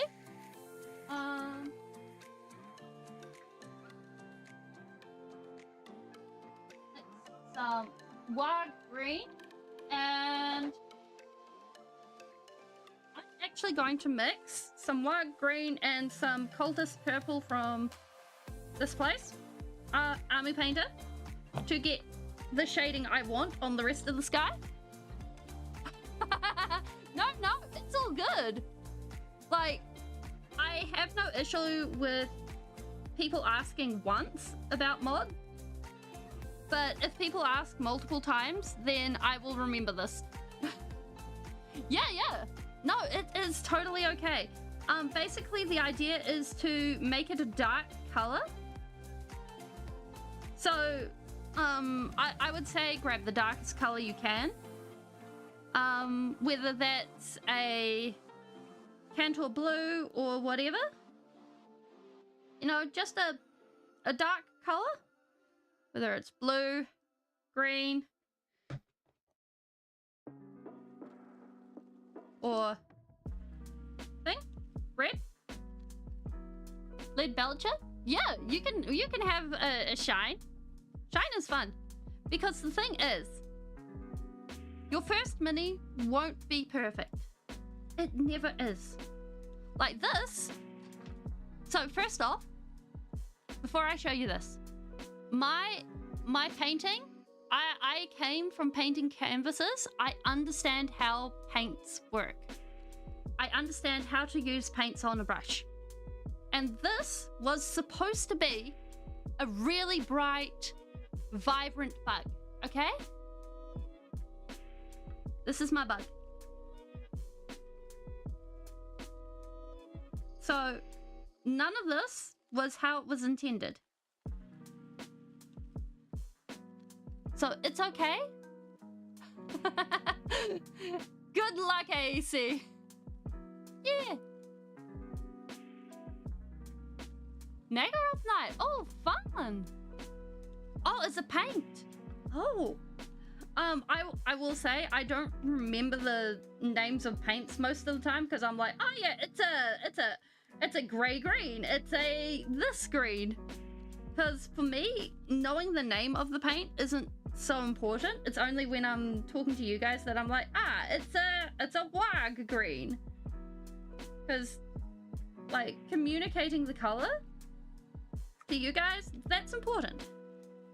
But for me, it's a gray green with a dot of whatever.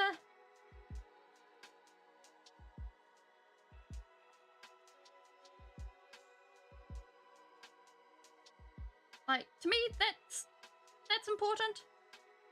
Alright. Now I need to find this guy's arm, because otherwise his arm is going to be sad. Yeah, like that's why I had to say, like, I have been painting for years. So to compare it isn't quite fair, because I know a lot of peeps have come into this without actually going ahead and doing painting before this, so it's not quite fair.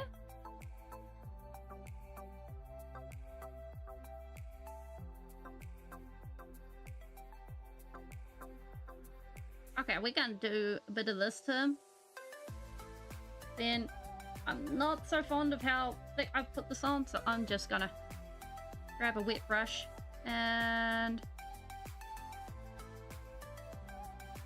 smooth it out on some of the high points. A wet brush is your friend? Oh, that is terrible. So in this case, what I'm going to do is, since actually I have no idea how bright or dark ultramarine blue is. Oh no, wait, it'd be the color of ultramarines. Oh, what you can do is you can build up your brightness. So in this case, since we're making this a bright green blade, we are going to come in with our turquoise. You'll be using whatever colors you guys want to be using. I need more water in this paint. I need more water in this paint. I need even more water in this paint. This paint is starting to set. I said even more, please. We might get some more paint out because this is starting to get chunky. Okay, so basically if you're wanting it to glow from the inside, nope, I need to get more paint out because this is chunky. So the thing is, it's more important to think of paint as layers. Just get rid of that. Like, there are multiple ways of painting. You can go and put paint down in single layers. And if you're working with paint as single layers that are opaque, that's one way to do it. And this works really well if you're working with base layers. So the ones that are like warg flesh and it says base. But if you're working with like moot green, where it says layer, those have a translucency.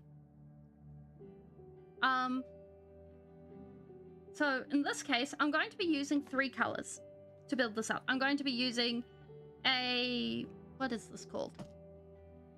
Talisman teal and moot green. And then I might put on a shine of white. So what this means is I'm going to hit most of the blade with the teal. And this is going to be my mid color. And just make it glowy, and I'm leaving out the edges. And I've watered this down so that it pulls away a little bit on my palette. See if this will show. So my brush is half wet. So see if it'll.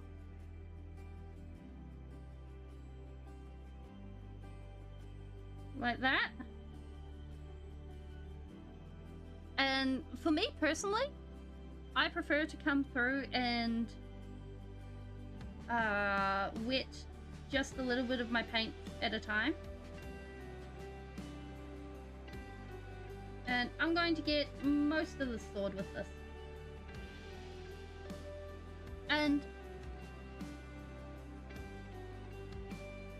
yeah. So doing that sort of thing is a good way to do it. I might have a power sword. No, I don't have a power sword. Now, there is something that everyone has that is super powerful to use in this situation. That is your finger. And just going and swiping on the edges before it dries to help smudge it out. It is a super powerful tool. So basically, when you're making this combination, so I have this one, and this one. No, I don't. I have this one, and this one.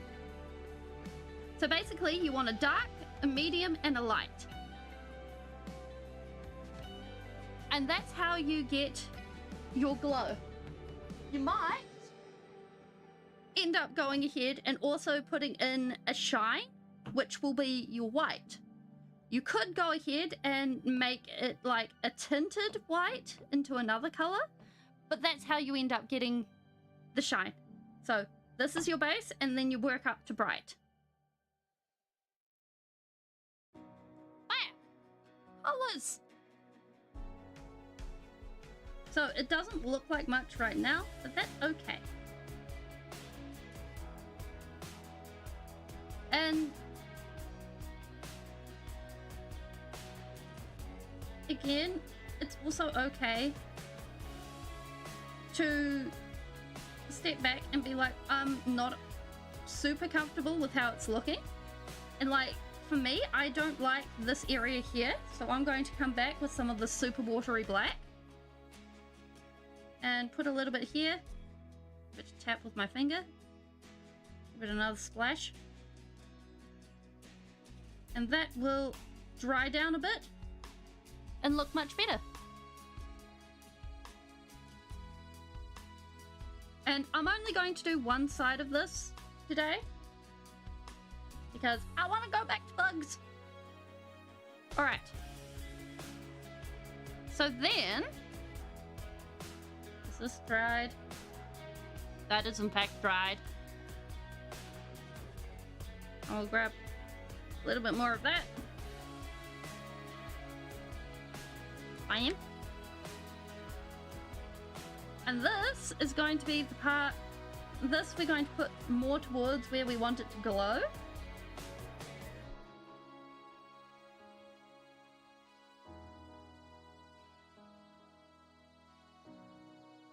On ahead and putting that through. So for me, I'm putting this on all the high points, and then in this bit in here, if you're using a power sword, they got that little bit in the middle.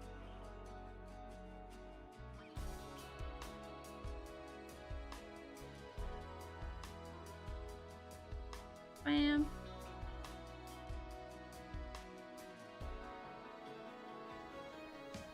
There we go. Yeah, so if you're on Twitch, no, you're on YouTube, if you check in my description, there will be a link. And if you want to show them off, there is the art channel, or if you want them showed off now, there is stream chatting. And then, you know what? We're going to finish this. We're going to put a little bit of a shine on here. Bam. Go for it, what? Just need a little bit. Yeah. Oh, I'm sorry, Jones. Do you need a belly rub? There you go. I'm sorry, I might have put paint on you. We're just gonna shine there. Like that. There we go! One shiny sword. Da-da-da! Ain't he fancy? Yeah, like, I think the biggest barrier between making the thing and doing the thing, or seeing the thing and doing the thing, is having the technique be able to be broken down in a way that is understandable. Because no way to be able to understand a technique is universal. What Hive Fleet am I painting? The Speeling Hive Fleet! I saw a bird's wing and I was like, ah, I like this. I'm gonna copy the bird wing. So I think it was a what's it called? A South Cape cuckoo? It was a something cuckoo. And I really liked it. And so I was like, aha. I shall remember this. And I took a screenshot. And I was like, haha. He's gorgeous. But someone's mentioned the fact that it looks like one of the Hive fleets already, and I'm like, oh. So I guess it's not fully individual, but that's okay. Because I like it.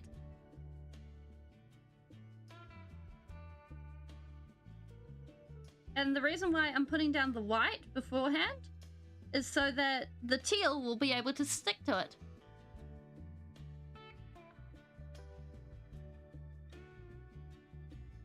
Yeah, so 1,000 suns, I recommend getting a paint marker. I recommend getting a gold paint marker. Like, I've seen someone use a gold paint marker for the 1,000 suns, and I'm like, aha. And make sure you don't get one of the super woofy ones. That's like, aha, I am an oil painter. Because then you can just go ahead and dunk them into the paint and then be like, haha, this is fine. We just do trim everywhere. Unless you're someone who's really into metallic, non-metallic metal. Because otherwise, yeah, non-metallic metal's a vibe.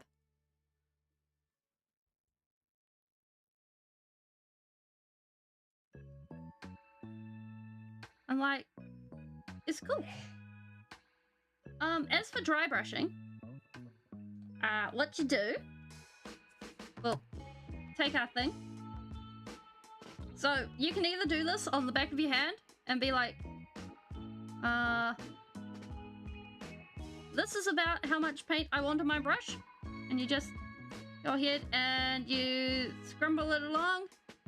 Now, if you're doing, I know nothing about the top most used paints. My top most used paint is Abaddon Black. Followed by...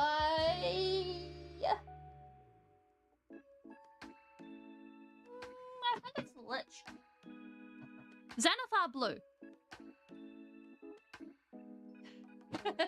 Those are my top most used paint.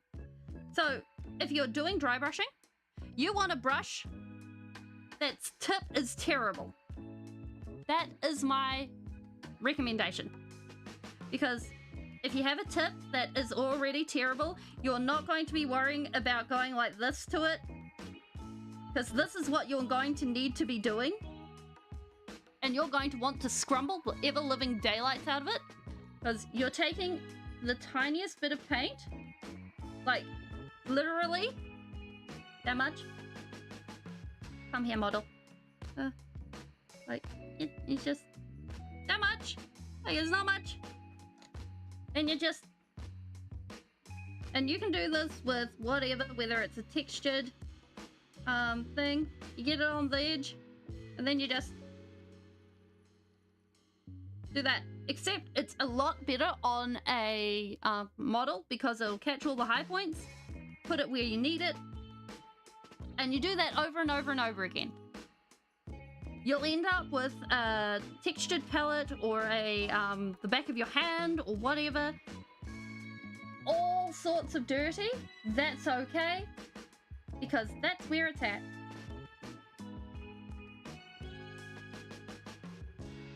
Speaking of dry brushing, time for you.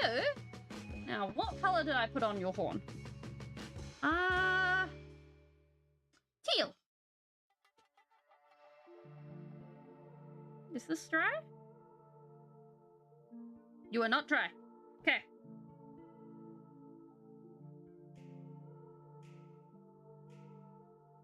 Nope. Brilliant. I think the main question for if a paint is used or not is more along the lines of what is going to be the most used for your army, and then applying it that way.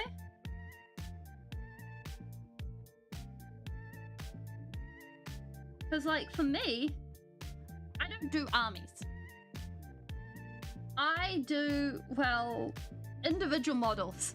I look at a model and I'm like, you know what'll be cool? Let's put this on it. And then I'm just like, yeah. the only thing is, that means that I have way too many paints.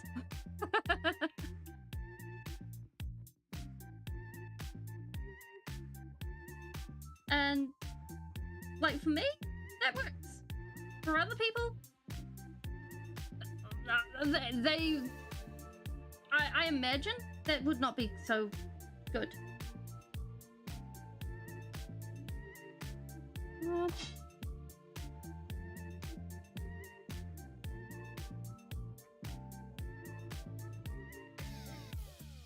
But, like, it's each to their own in this hobby. Because, like, I don't spend as much time buying models or putting models together. I spend a lot of time on actually making the models. And a lot of time on painting the models. And for me, this is happiness.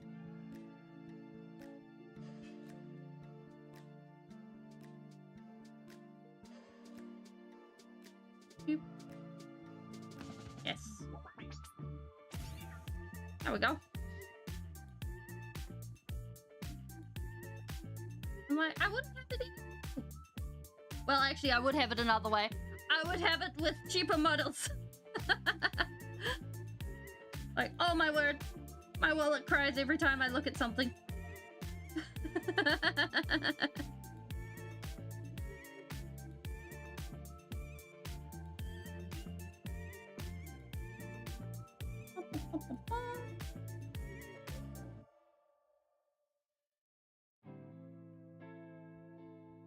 There we go. Look at you, aren't you so fancy?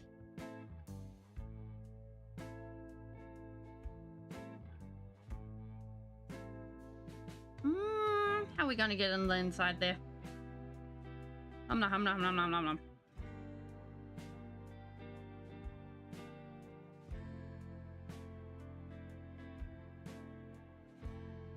I think that being said, I think the most important thing that, like,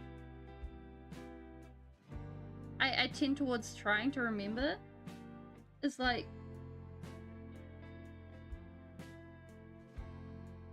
using a small brush is not always...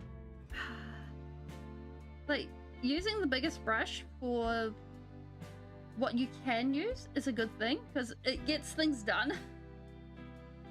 Like, my art teachers were always harping on at me about using a smaller brush, like being like, Speeling, why are you using that number 2 brush when a number 8 brush is good enough? And like, here I am busy using a number 8 brush. I'm like, finally, I have listened. I speak the words of the number 8 brush. Like, as long as it doesn't get paint everywhere else, it's fine. All you have to do is give it a little quick puff. Spreads the color. Life is good. And especially when you have the white underneath. It's a good time. First cover the... Yeah!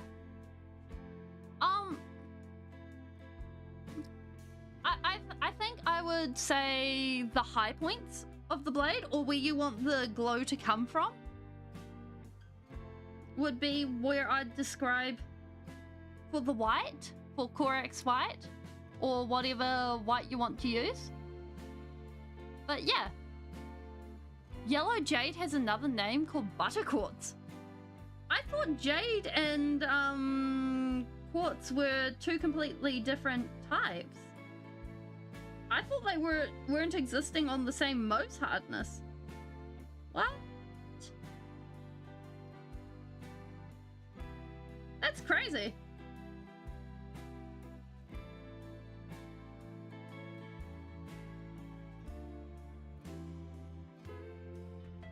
Can we get this last move?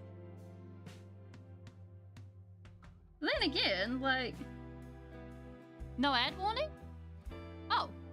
Yeah, I don't know what's going on with that. Like, I've got everything organized to actually say that there is an ad warning, but it's not seeming to pop up.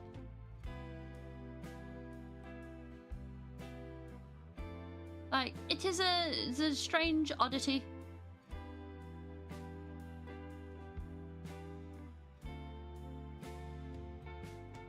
I don't think we got an ad warning yesterday either.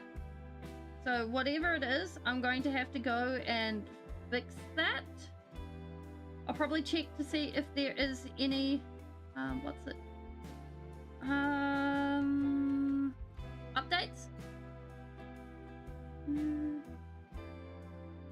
Huh? And work from there?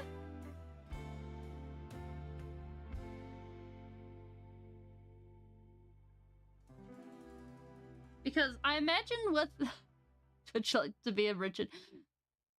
Yep.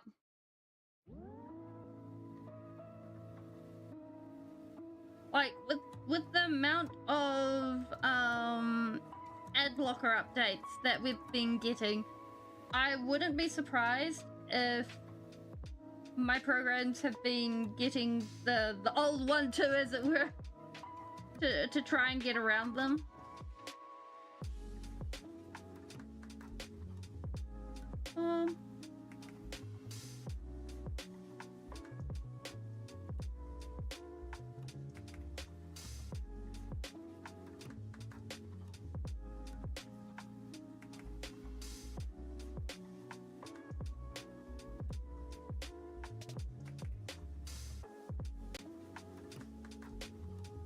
Where are we at?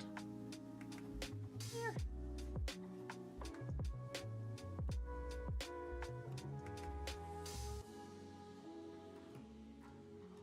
All right. Got fancy hooves. I'm quite happy with this. No problem. We're a quiet community, but we're a friendly one.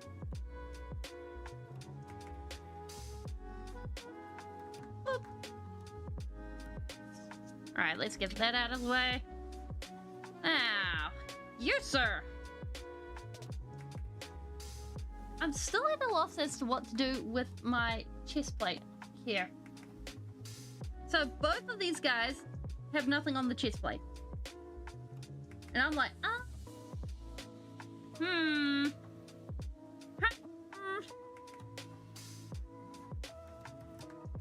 don't know. That being said, we could whack the wings. Hi, Wakey! Good night, Wakey! Cook food for you? Oh, yes. I have done that on a regular basis. I've had someone cook and then I've been like, oh, this tastes the absolute best. Thank you for the follow, Paul. And yeah. Like, I'm sadly of the boat where actually, honestly, I find cooking to be really, really frustrating. Like, I sit there and I'm like, you make this. You put in all of these steps and you get a result. You cannot guarantee the result until the end. That's like purple. I have a 1 purple. I have a 2 purple. These are the same purple. I have, what other purples do we have? I have a 3 purple. Okay, we're on a purple collecting. Oh, that is amazing.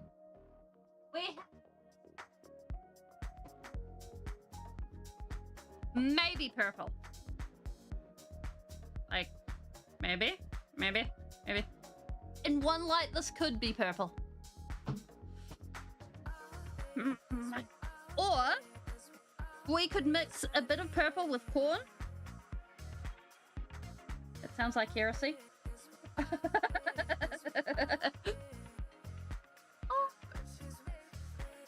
And get something. Actually, I think I'd mix purple with, what is this? Screamer pink. Okay, if we mix some purple with this, I think it'll look good. It'll be a really dark, rich purple. So if we mix a bit of that and that together, you know what? We'll be fanatic. Gene Stealer purple. Boom.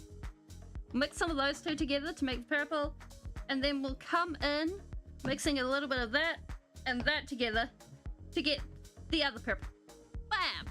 There we go. Purples. Huzzah.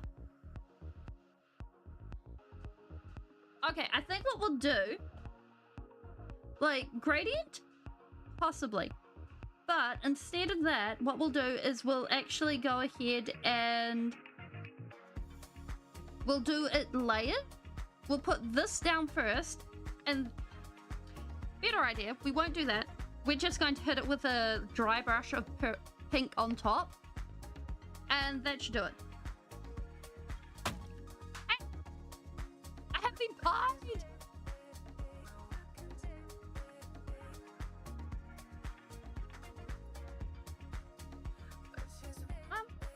We could give them individual, like, colors. That would be a vibe. I'd be there for that. Eh. Actually, now this is out, I think we'll just go straight this color. What's this? Screamer pink. No, we're sticking to the plan. We're adding the purple. Yeah.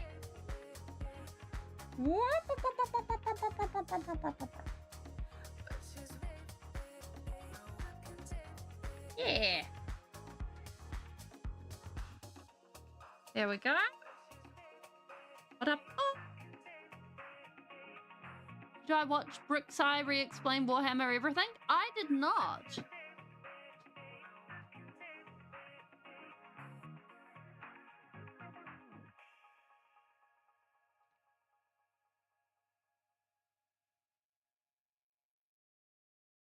be honest, I don't keep immediately up with anything. I usually get to something on something Warhammer or something anything like a few weeks down the track, and by that point I'm like, ah, yes, I've found some time. Glorious day. What is this? Why is it on my watch? How would I do shadows and highlighting? The same process as doing something glowing, except not as large of a step between lighting. So I would cut out two of the layers, so I would have just a light and a dark layer, and then I would blend them together. Like, that's my own personal way of doing it. I think a really good example is this guy here. So I just dry brushed the living daylights out of him with pink and blue. And then I focused on the high points. And then I added another layer of a different pink and a different blue. And I think it looks good.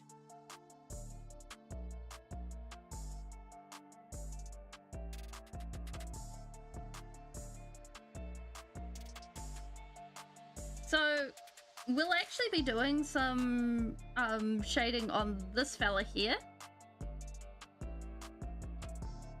So in this case, we'll be dry brushing more, we'll be using pink and just dry brushing it on.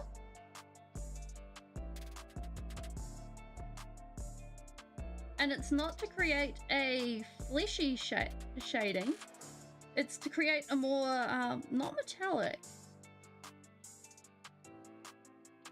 sort of keratin-like look. Because we've used non-metallic metal techniques up here.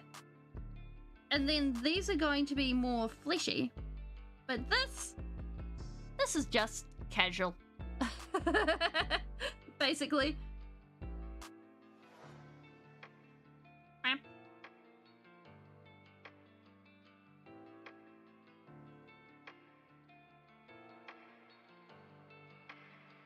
Like, I think when when it comes to Warhammer Re-Explained or any explained whatevers, it tends to be when I find something that I'm interested in specifically, like when I'm interested in Hive Worlds or Custodes or the tithing process, you know, something like that. I'll be like, I want to know about this. Let me find out about this. And then I'll go ahead and I'll find videos on it and I'll be like, ha ha. And I'll shop around for what I can find to be the best videos and I'll be like, aha, I have learnt the knowledge. The sacred scrolls, they have embedded themselves in my brain. Now, we're going to be sneaky. And I think I'm going to actually go ahead and add just a little bit of purple in here as well. Just a bit. In some places.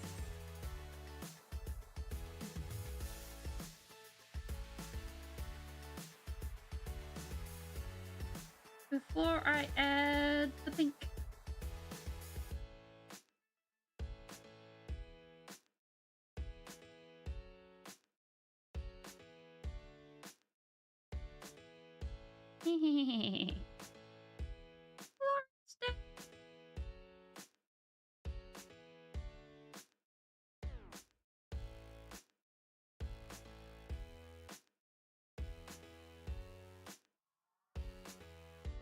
Okay. Now, time for some dry brushing.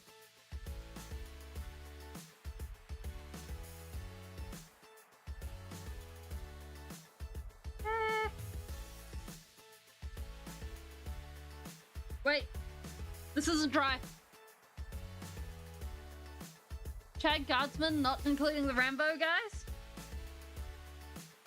I mean, wait, Rambo guys, are you talking about the Catachans?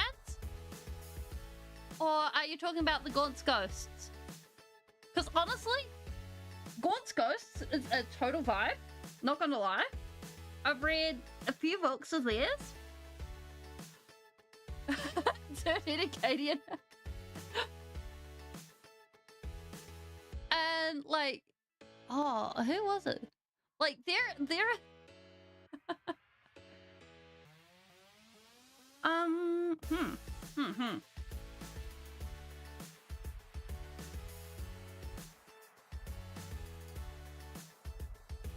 Like, basically, because my book friend who's been giving me books has been like, Speeling, I like Gaunt's Ghosts. And I'm like, I don't know who these are. And then he's been like, read. And I'm like, oh, Gaunt's Ghosts. and proceeding to learn.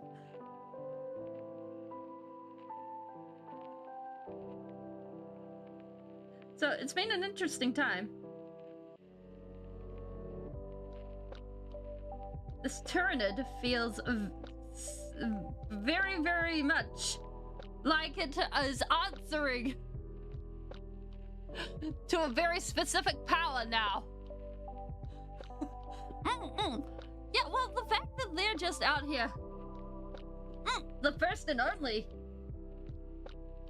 like the fact that they're out there fighting Xenos with what is the in-universe ground floor weapon really sucks.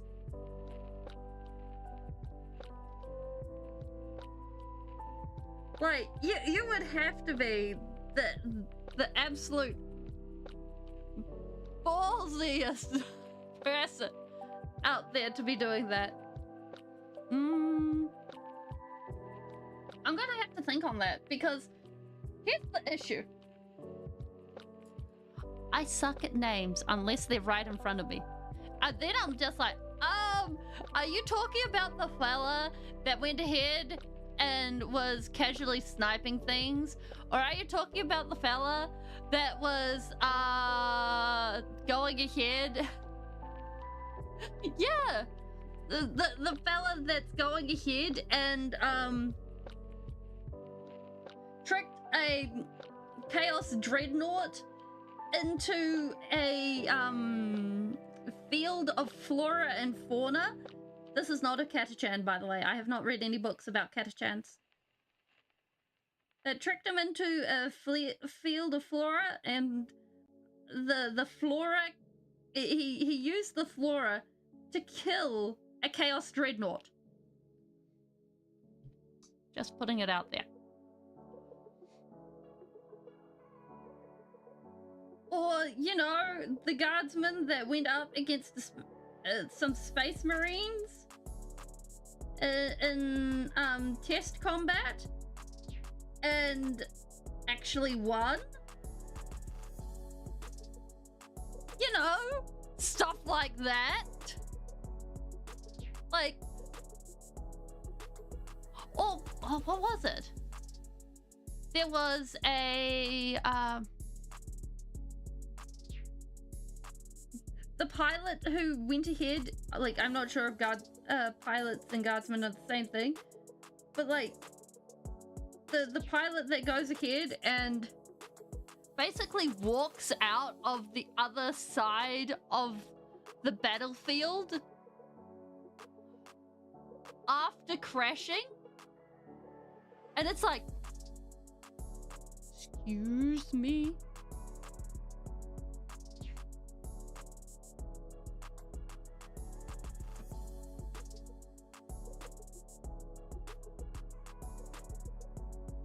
So, like, it's pretty crazy.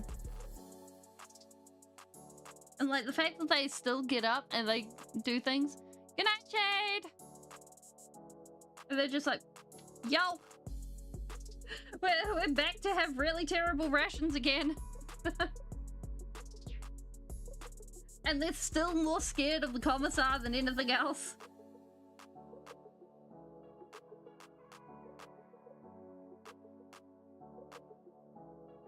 I think that's where the horrors lie.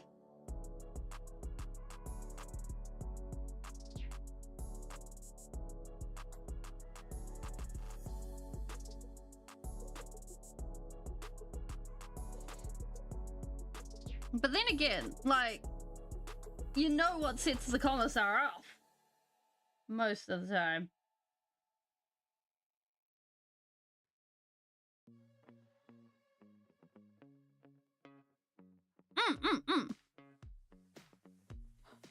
Corpse touch is sacred to them.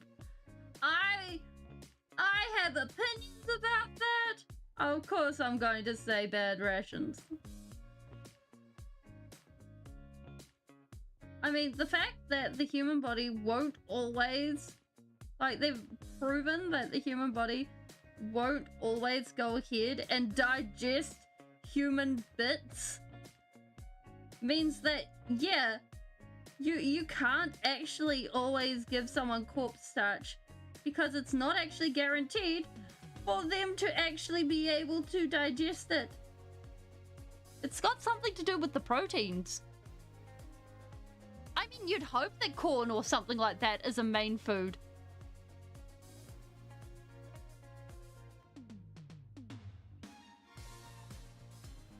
Because otherwise, like, geez.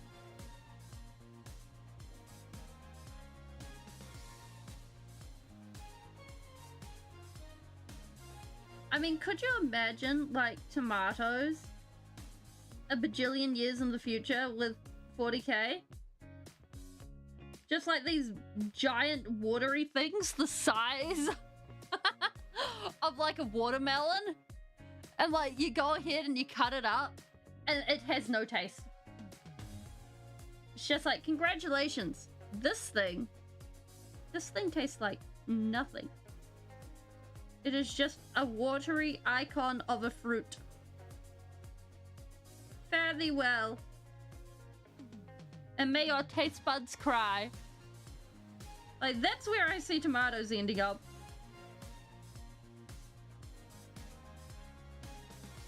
Because, like, from what because, like, comparing homegrown tomatoes that are, like, yeah, the casual things that you can just make and grow to the stuff that you get in the supermarkets.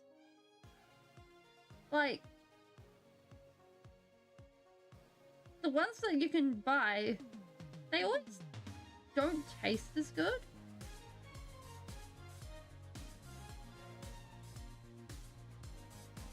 And it's like, there's something missing here.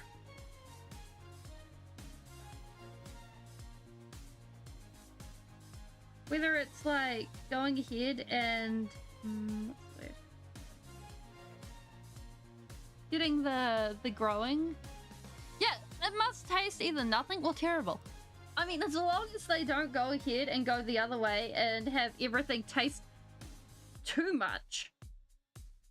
Because, like, if it tastes too much, then they have a certain pink menace that lives in the warp coming after them and being like, oh, whoa, is this an excess of taste I sense?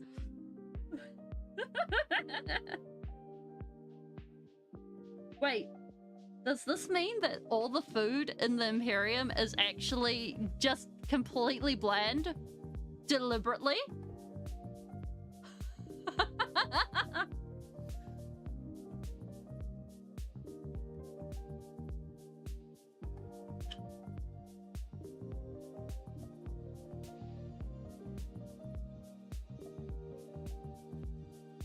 What? I'm not following that one.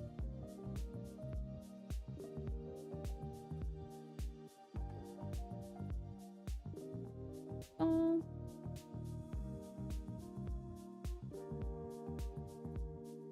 There we go. Meat could have orc in them. Yeah. Because in some situations, from what I understand, they've eaten orc and been like, yeah, this is it. We can eat this. Just really saying something. I'm not sure what it's saying, but it's saying it loud and clear.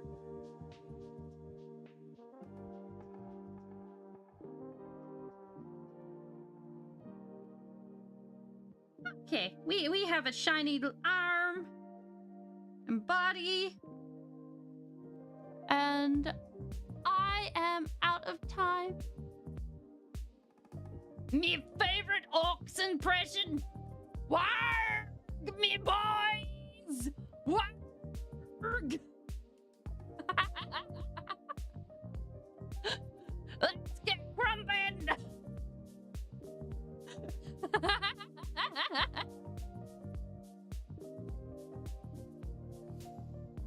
I think that about covers it. Yeah.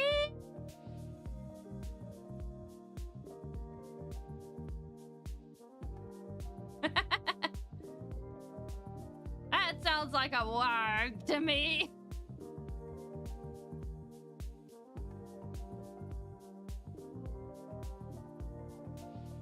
What do you guys think?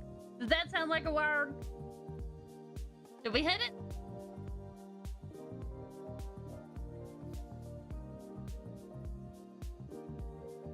Heck yeah. Do they have a British... Oh, I think this particular orc has a Kiwi tone. A New Zealand tone.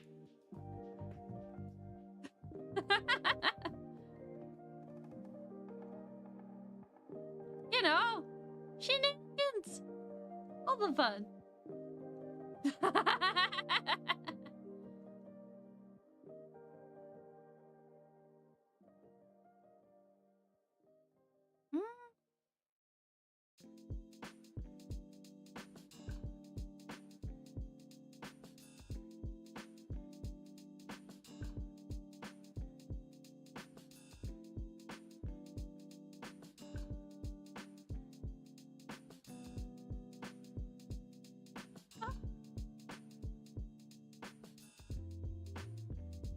I will send you guys on. So, oh, not sending you guys there. They have ads. Thank you, YouTube. It has been a great day. Oh, who's this? Yeah, this person looks cool. Twitch. Oh. Yeah, sure. And thank you, YouTube, for coming. I will see you guys next time. Bye.